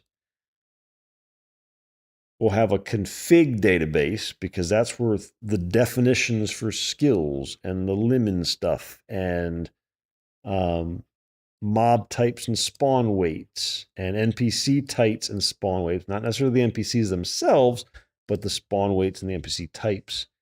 Um, uh, and like the world, not the actual land blocks and sub land blocks and the events, but the terrain types and any configuration related to the world. Like terrain type has a lot of stuff about how it can spawn. So that stuff's all config. I want config in a small database that is very efficient. That doesn't get a lot of read and writes to it so that it doesn't slow down other parts of the system just trying to get configuration information. Same thing with character. I want your character information to be retrieved very quickly. But then when you drill down into, okay, what items do I have? That's in its own database. Like you'll have like, I feel like there'll be an items database, and then there'll probably be a world database that is all the land blocks and regions and subland blocks and events and stuff, so that that's in one place. That is a little more static, but it does get written to a good bit. Just to be able to break up IO right now and initially in this local running of this, it's all going to run. I mean, all the databases are going to be sitting on the same logical disk, the same physical disk. My disk on this, one of my solid state disks, NVMEs in this computer. But if this grows and goes public, right, then I'm going to want to be able to break these up to break up IO across different, it may even be different servers entirely, right? It's different shards entirely. And then you have to, that has to be broken up. So that's all stuff that I have to figure out, but I want to at least start with them being separate schemas, databases, whatever you want to call them, so that I'm not, if there are complications with that, A, I figure out about them early, and B, they're taken into account, and I'm not breaking it up after the fact and then causing all kinds of chaos. So I do want to do that. So I'll have to figure out what the best way of that is. It should just be different schemas and database, and Entity Framework should be able to handle all that stuff, but I want to make sure that it all works. I want to be able to, I don't want to be in one giant monolith database because I know how horribly bad it is to do that. Because there'll be other side databases that eventually get created. There'll be uh, business intelligence or reporting and things like that there's flattened data in, that I don't want that stuff to be in your active transaction databases, because that just running reporting from your active transactions is just a recipe for things going slow. So much to think about. Lots of lessons learned through my career that I'm trying to apply here. I don't think I would have been able to do this younger when I first came up with the ideas at all. I didn't have the experience. So, all right. Well, it's a little before 9, but I'm at a good stopping point. So I'm going to call it there. Thank you all for all of you that showed up and hung out for a little bit, all the support, all of the cheers and whatnot. Appreciate it. We'll be back at least Thursday. We'll either do this, or I might do some quad box and Asheron's call stuff. Now I got that all worked out. We'll just see where my brain's at, how exhausted I am from work. So what we'll do Thursday. But yeah, Thank you all so much, and we will see you on the next one. Have a good evening, day, morning, wherever you're at. Bye for now.